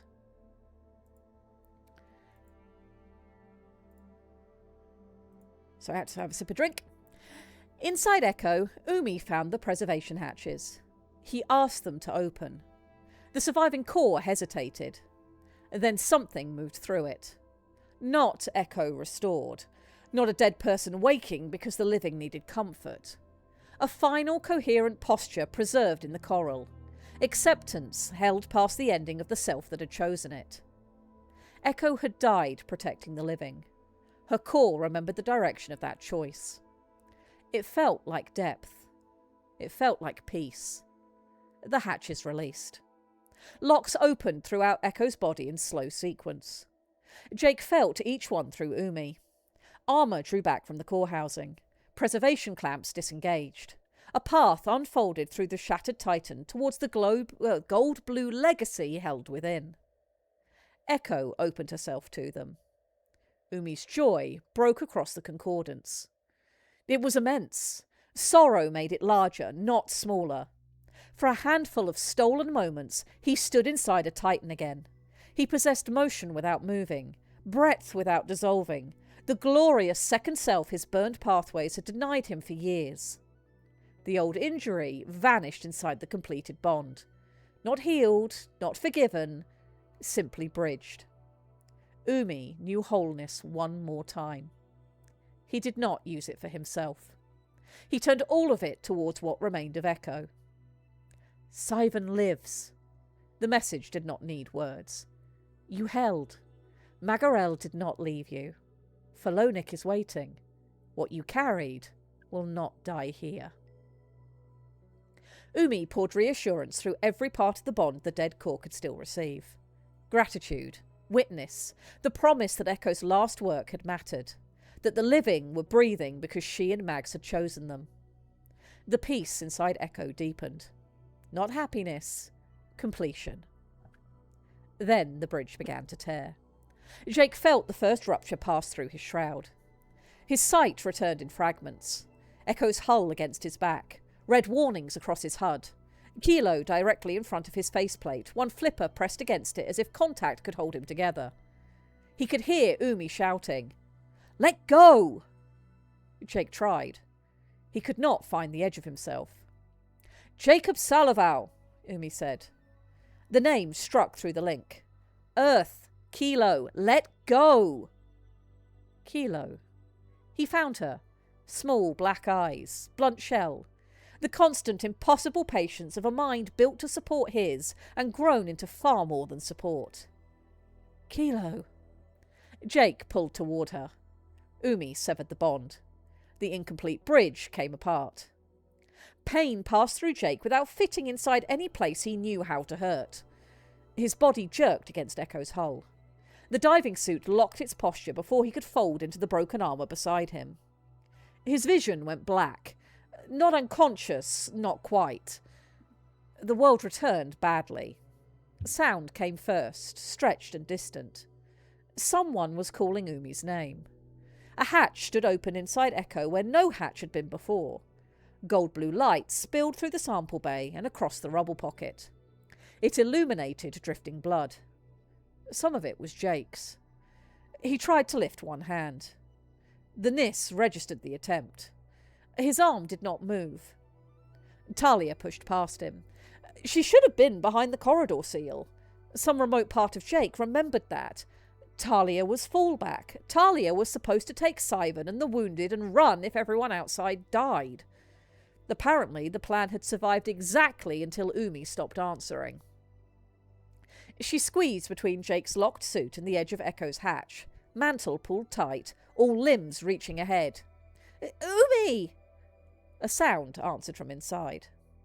Talia vanished into the sample bay. Jake's head rolled sideways.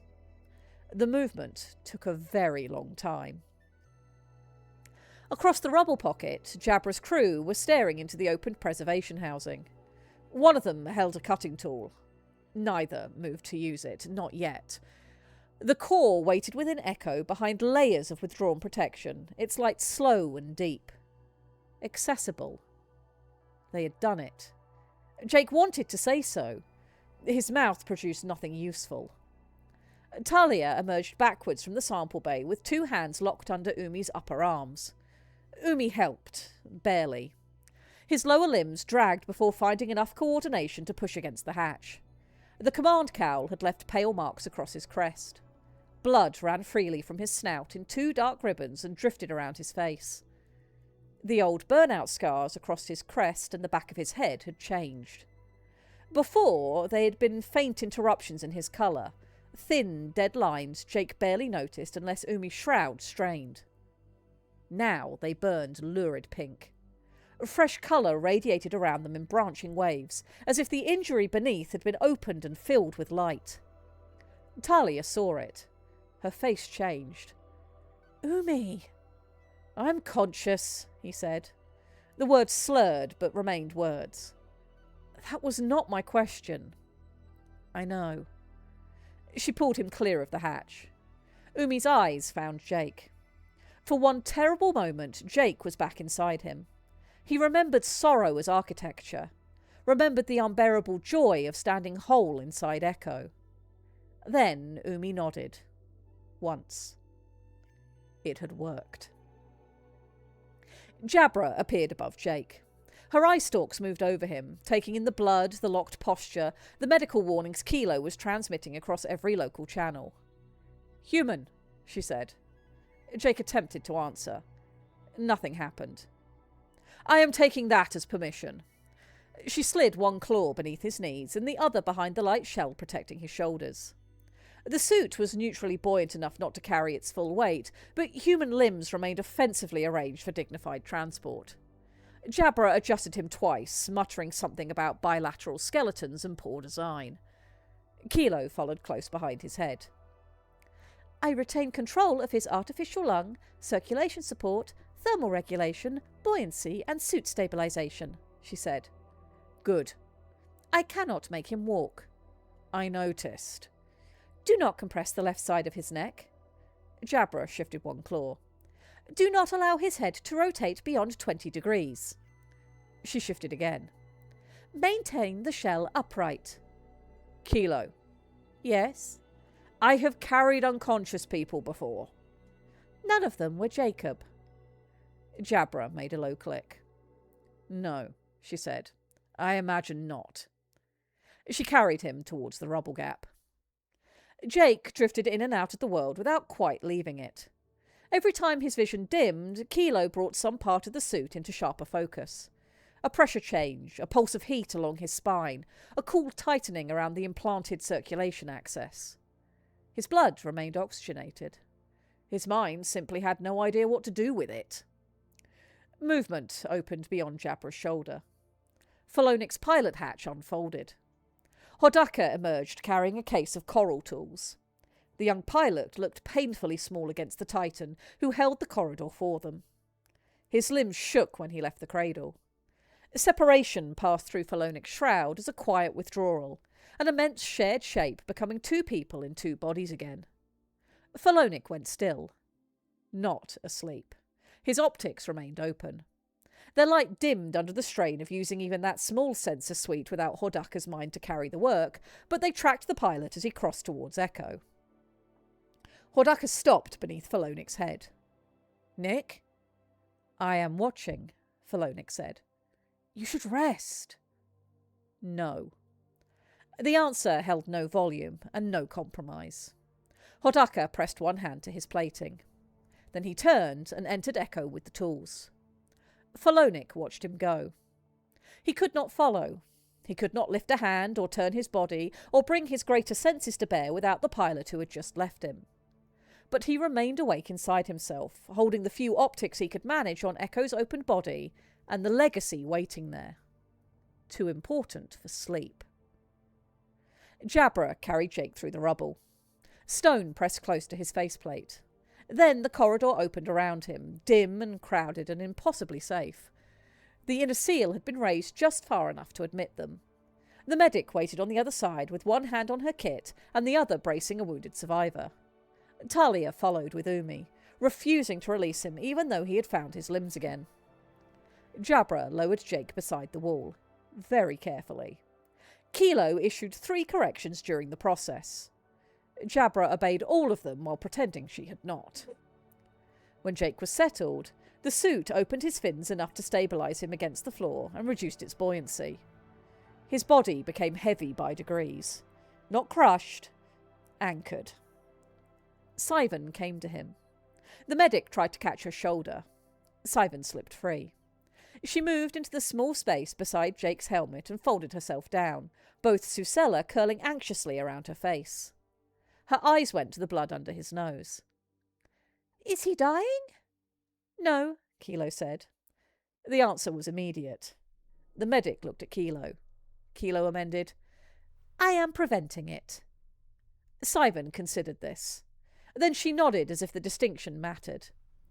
"I can watch him. I am watching him. I can also watch him." Kilo hovered above Jake's chest. The two of them regarded one another. "Do not touch the circulation connections," Kilo said. "I know. Do not remove his helmet." "I know. If he convulses, alert the medic."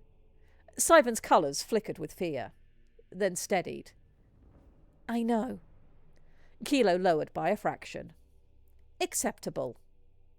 Sivan settled one small fin, that should say, not hand. One small fin against the unbroken edge of Jake's shoulder shell. He could feel the contact only because the suit reported it. Beyond the half-open corridor seal, Falonic's optic lights remained fixed on Echo. Inside the dead Titan, Hodaka was going to meet the thing Nick might become. Beside Jake, Sivan kept watch over the person he had managed to remain. Kilo's voice entered his skull, quiet and close. "You may lose consciousness now. You are safe. Well done." Jake tried to tell her he hadn't been waiting for permission. The joke never reached his mouth. Darkness came up gently and took him. And that is the end of Chapter 18 as it currently stands. Nighty-night, Jake. I think he deserves to pass out at this point. I mean, I give him a pass. You've done one superhuman. One human. He doesn't have access to the restaurant at the end of the universe, so yes, he gets to rest instead.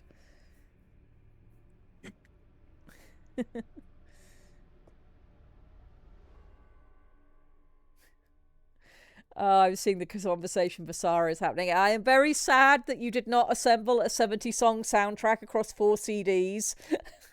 But only because it would have been very cool to hear that and not because you were obligated to. Doctor Who says, oh my god, this is so intimate and sad. It's like describing walking through your dead relative's house, deciding what are the sentimental items and what's to get rid of. Good! That's what I was aiming for!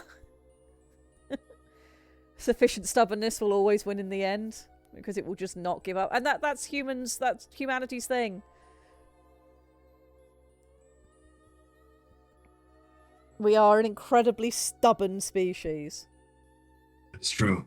We have refused. We have developed cheese only to develop mutations to allow us to consume it. Yes. Yeah, we could switch out human for a different term. That certainly will be something to look at during the editing pass. Echo Nick is going to be strange. Yes. Yes, it's going to be a young Titan with extremely ancient knowledge and habits passed on to it. So yes, it's going to be... he's going to become an old soul very quickly. It is an old soul. More so. It starts off as an old soul. It just doesn't have the how to put it. Doesn't have the mannerism. Sivan is adorable and brave. Yeah, I mean, from the moment we introduced Sivan, we kind of set what she was going to be like, and yeah, she occupies the position of precious, must protect at all costs. I will fight. There will be war. You will not survive the wrath that I will induce on whomever touches Sivan. Hordaka is going to be an old soul after all of this shit, yes. Yes. Have we talked about naming chimeric titans on here before? We have. We have, and we already know what... It helps if I click on the right thing. We already know what Phalonic's new name will be. I just have to remember where we hid it. But we do have that information somewhere. I have a pinstripe crab for you. Let me click here. Did we put it in this section? No, I don't think we did. I will look momentarily. Let me just have a quick scroll here, and then I will come and look. Oh my goodness, Aiden's home and Sarah's, her whole body's wiggling. Oh my goodness. What am I seeing? You are seeing a mobster shoaly crab, love, and I'm going to save it so I can show all of chat. I'm reminded of the 007 villain whose whole thing was deep frying these minions that betrayed him. Aiden thinks this is going to be the crab that deep fries people in 007 movies. Right, let me add a thing. Okay, I wish to add an image. Add new image. Look for... I think I stuck it on the desktop. Yes, I did. There it is. Let me have this thing, OBS, and then we will make it as... There we go. There we are. This is what Lictor has been doing while we have been reading. It is absolutely fabulous. As Aiden is being aboogled behind me, he has beagles sitting upon him. I am very beagled. Please ignore any squeaking noises you hear. That is a wonderful crab, Lictor. I love him. What is his name? I don't know. I mean, that's chat's fault. Chat, what is his name? What is his name, chat? You will have to. Yes, Aiden is indeed perishing. He is being loved to death. Once you're done with that, I have also Introspective says Vishtar. Vishtar. My brain is going Crabs O'Malley. That is Crabs O'Malley. Trimothy. Barthabas.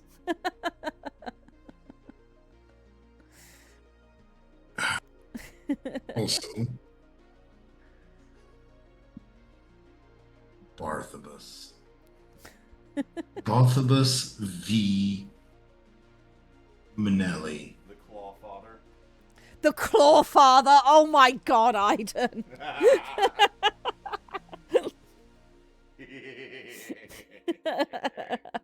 The Clawfather. Aiden just won. I mean, you're not wrong. Cruncher is good, though. Barthabus the Cruncher is what he was known as before he rose to the rank of the Claw Father. Excellent. There you go. He puts the Barthabus. squeeze Oh, on okay. the- No. I'm sorry. Oh my Erica- God, Aiden just said he puts the squeeze on his rivals. Yes, he does. I'm sorry. Arkan Eric has done right. Barthabus T. Vishtar III, aka the Clawfather. He would put the squeeze on you. You should write his name and that slogan on there so we don't forget it in the future. Okay, one moment. I have sufficient We do the most capabilities. sensible I things on know- this stream. I know how to do letters. I have seen letters in my life. Even in this heathen language. The T stands for Trimothy. Yes.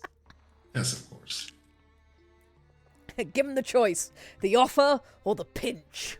The pee. Give him the clamps. Oh dear. Here are the clamps. Oh, terribly sensible things are afoot. AKA.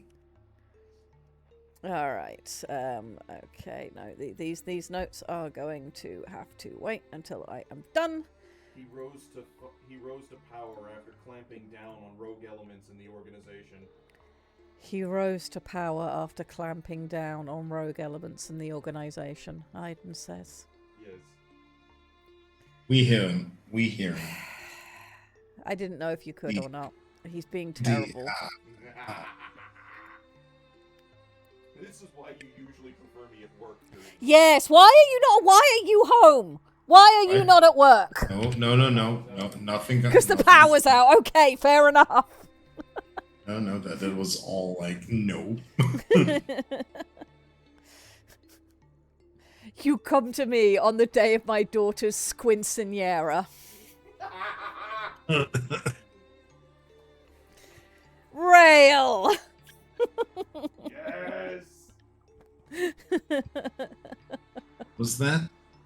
Just Rails telling terrible, terrible jokes as usual.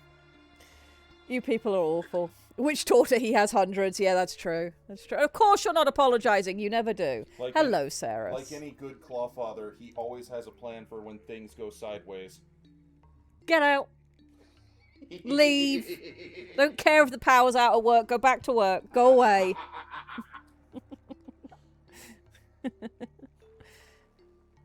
Clinchinera. Oh my God, you guys are getting worse.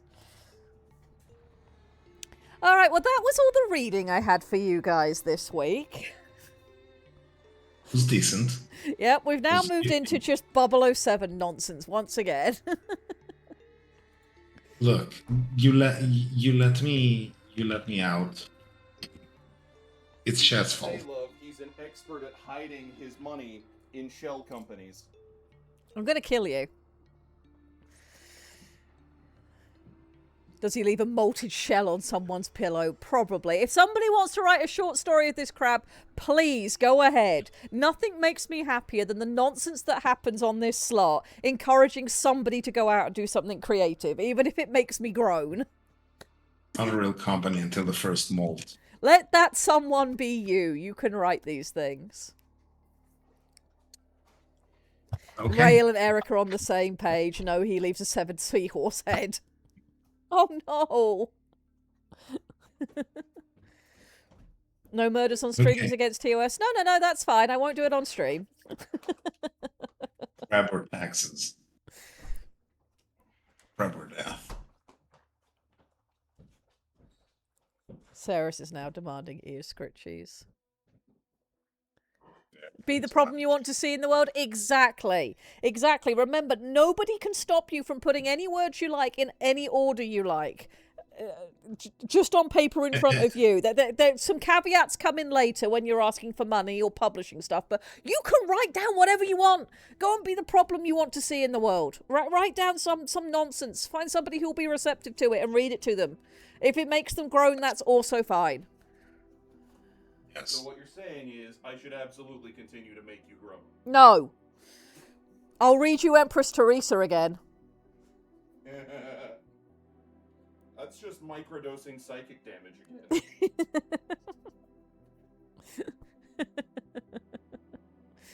All right.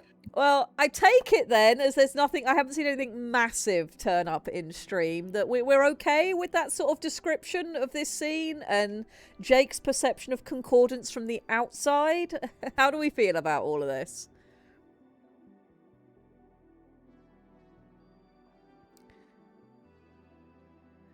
Does this setting have an equivalent to funnels from Gundam?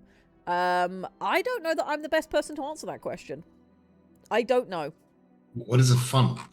That is hence statement. I don't know. I still love the clip of Squick drinking Malort as my go-to example of psychic damage. Yes. Funnels are the remote weapons. No, we don't have remote weapons for the most part. What do you mean remote weapons? Moment. Yeah. So, fun thing with... Funnels are the... Go on. Okay. Not accurate. I mean, if we read pressure point, define remote weapons, because remote weapons is everything that is not... Okay, I need some better... Okay, I'm going to do some online research. One moment. You ask the question. You will get an answer, and it will be nitpicky. Okay, if you're doing the research, that works. Lictor will solve this problem, which suits me. I will happily outsource any thinking to Lictor for the rest of the day. I did all of mine this morning, and this week I am definitely overthinking quota. Okay, the answer is yes. Yes. Okay, so I was wrong. The answer is yes. I'm sorry, And yes, of course that must be correct, because we have Echo has her drones, so yes. Small wireless remote-controlled drone weapons guided pilots metal waves via SciComm. The answer is yes. We see them being used extensively in Pressure Point. Both the slicers and the shrieks are essentially what you call funnels, what we call on show any guided munition on Joel is essentially psionically guided, because psioptics is how you transfer intent to your distant machinery. Yeah. We have psioptics, remember? We do. And this is how remote control happens on Shoal. And also this is how Echo operates throughout the entire story. It's just that her drones are not usually offensive. I mean, they could probably swear off very well with the best of them. But now I've fallen down the jokes hole, and no, we need to stop. Should we be making new weapons without talking? These aren't new weapons, so we're okay. We're in the clear. No, it's not new. It's not new weapons. It's all in my document. I sat down and wrote all about that. You did. A program matter. Yes. It is incredibly expensive, and you do not spend it. But slicers, for that matter, are tiny, remote-controlled, essentially frames that can be manipulated as drones. They are not per se sentient. They are animalistic at best. Weapons. Later.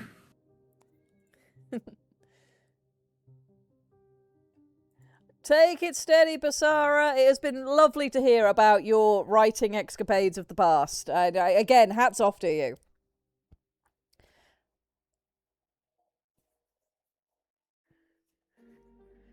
Jake's analysis and experience with linkage, she seems to overly glorify surely while denigrating human development. I don't feel that's how I was writing that. If that's how it came across, we can look at it. But what he was feeling, I mean, he's interacting with a Sholey and a Sholey machine. I was more trying to sort of describe what he was feeling, not say it was better or worse than human. And it's ultimately his ability to bridge the gap comes from him being uniquely, stubbornly human. So I was not trying to press one side as being superior to the other, merely trying to describe what was going on. So, oh, Grimos is committing world building crimes. Fantastic. What world building crime have you committed here? With the Gundam Hex Magisto. I don't know your custom Gundam setting rail. I am sorry for have not, and I will make sure to peruse your brain later. I will download your thoughts and I will answer them in particular. Don't you worry, our elite team of brain drainers are on your way to on their way to your location. Okay, don't worry. I will have your custom Gundam setting downloaded and eviscerated so we can read it together. Don't you worry. No, I'm certainly not trying to imply that humanity's efforts are lesser to psionic connection and human tech is cold and soulless and lesser.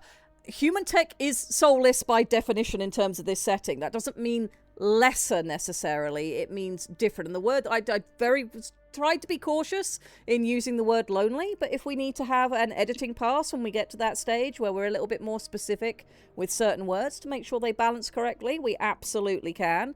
But yeah, Jake just did something that even the other Sholey would not have been able to do as part of this chapter. So, you know, hopefully it balances out quite nice. I think triangles are how you use one and I don't think that's how triangles work. I have been experimenting with triangles. I'm somewhat of a trigonometrist, but that is not how I feel about them. They are not magical. Do you get a special hat and cloak when you become a trigonometrist? Do you get a wand? Yes. Do you get a sword? They let you have a sword. No, you don't get to have a sword. You do, however, get a wonderful bath. Is it for jumping out of and yelling Eureka while running down the street naked? Yes, indeed. That's the rite of passage. If you don't jump out and you just stoke in it, then they know you're not really a trigonometrist. You're at most an equidermatist. Equidistantologist? Yes, exactly. That's the one. Sometimes I hate it when my brain moves into your wavelength and words that shouldn't exist appear in my head. We are doing the Sholey thing of transporting ideas via the meme range. Yeah. This is how Bubble 7 was born. Yes. And in some ways I'm like, oh god, we should never have indulged 007. And then the other half of me is like, 007 is the best thing to come out of this setting. Not yet. Inside you there are two people. One loves 007 and one does not. It's howdy doody time?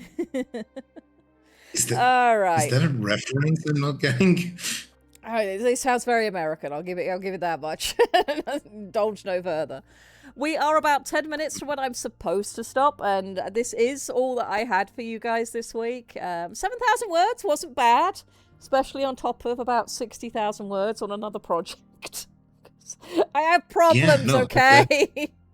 It's not problems, it's amazing. And I'm waiting for my next chapter. You will get some more. You will get some more. And if this continues, we will have to spend some time on that because there are things that I think that we can learn from that little experiment of yours and put into this stream. If, of course, the absolute marvel of a group we have here is amenable to that idea. Yeah, we will certainly have to see. It will be fun. It would be fun. Like- And making that novel available to people once it's complete would also be fun. And be like, hey, you want to read some ridiculous 40k nonsense? Here you go. Here is Oh, a yeah. novel about a very strange girl. Well, regarding making it available to people, Yes. you should check your Discord. I have sent things to you. Ooh. I There's will very another much HTML enjoy that font. as soon as we are. Oh, thank you, Yeah. Night Owl. Night Owl has dropped in the group the thing in question. Thank you, you. Night Owl. It's always a problem when you're talking to two non-Americans. I know I live here yes. now, but I am not as steeped in the culture as I perhaps would have been if I had grown up here. You are not yet made into American tea. Yes, I have not mainlined the corn syrup just yet. We're working on it. I am working on it. I'm working my way through my second can of Dr. Pepper of the day, but I haven't mainlined it yet. I do not. I still need to figure out what Dr. Pepper is. I keep imagining it as a soda that has pepper in it. No. I will have this conversation with you after stream because we don't need to have it. All That's right. true. Is Everyone. there anything else you guys want to ask about or talk about writing wise before we get out of here? I am gonna go and check the studio. BB stream is a go today. Excellent. So we will have a BB, I imagine, at the top of the hour with Tex. But technically, she's supposed to have any time from the next 10 minutes onwards. But I think it will be top of the hour because I imagine it's going to be more Xenonauts. So,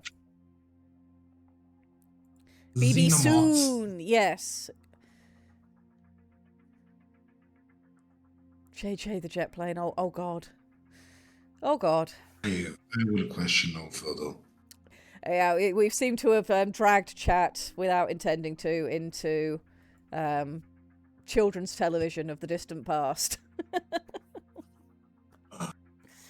Alrighty. In the distant past, our future. I think our It's best only- bet at this point is to call stream here. I think we did some good work. I will get on with chapter 19 for next time, and we will see about where Jake wakes up, the situation when he does so. Because we've given him a good reason to go unconscious without it being a, oh my god, normal human problem. And it lets us use some of the tropey things that go with people being unconscious, hopefully in a good way. So we will look into that. Do some more writing for next week. And yeah, keep going with the goop drive. And I'm going to go and draw my arm off for the rest of the afternoon. Because things and stuff. Yes. Thank you for the lovely story time. Well, I'm glad you found it a lovely story time. I do enjoy this every week, and thank all 55 of you for being here. I very much appreciate it, and I appreciate all of the goob. Any closing thoughts, Lictor, or shall we just get out of here? I think we're done here. We are done here. Be good to each other, chat. See you on Sunday. Goodbye.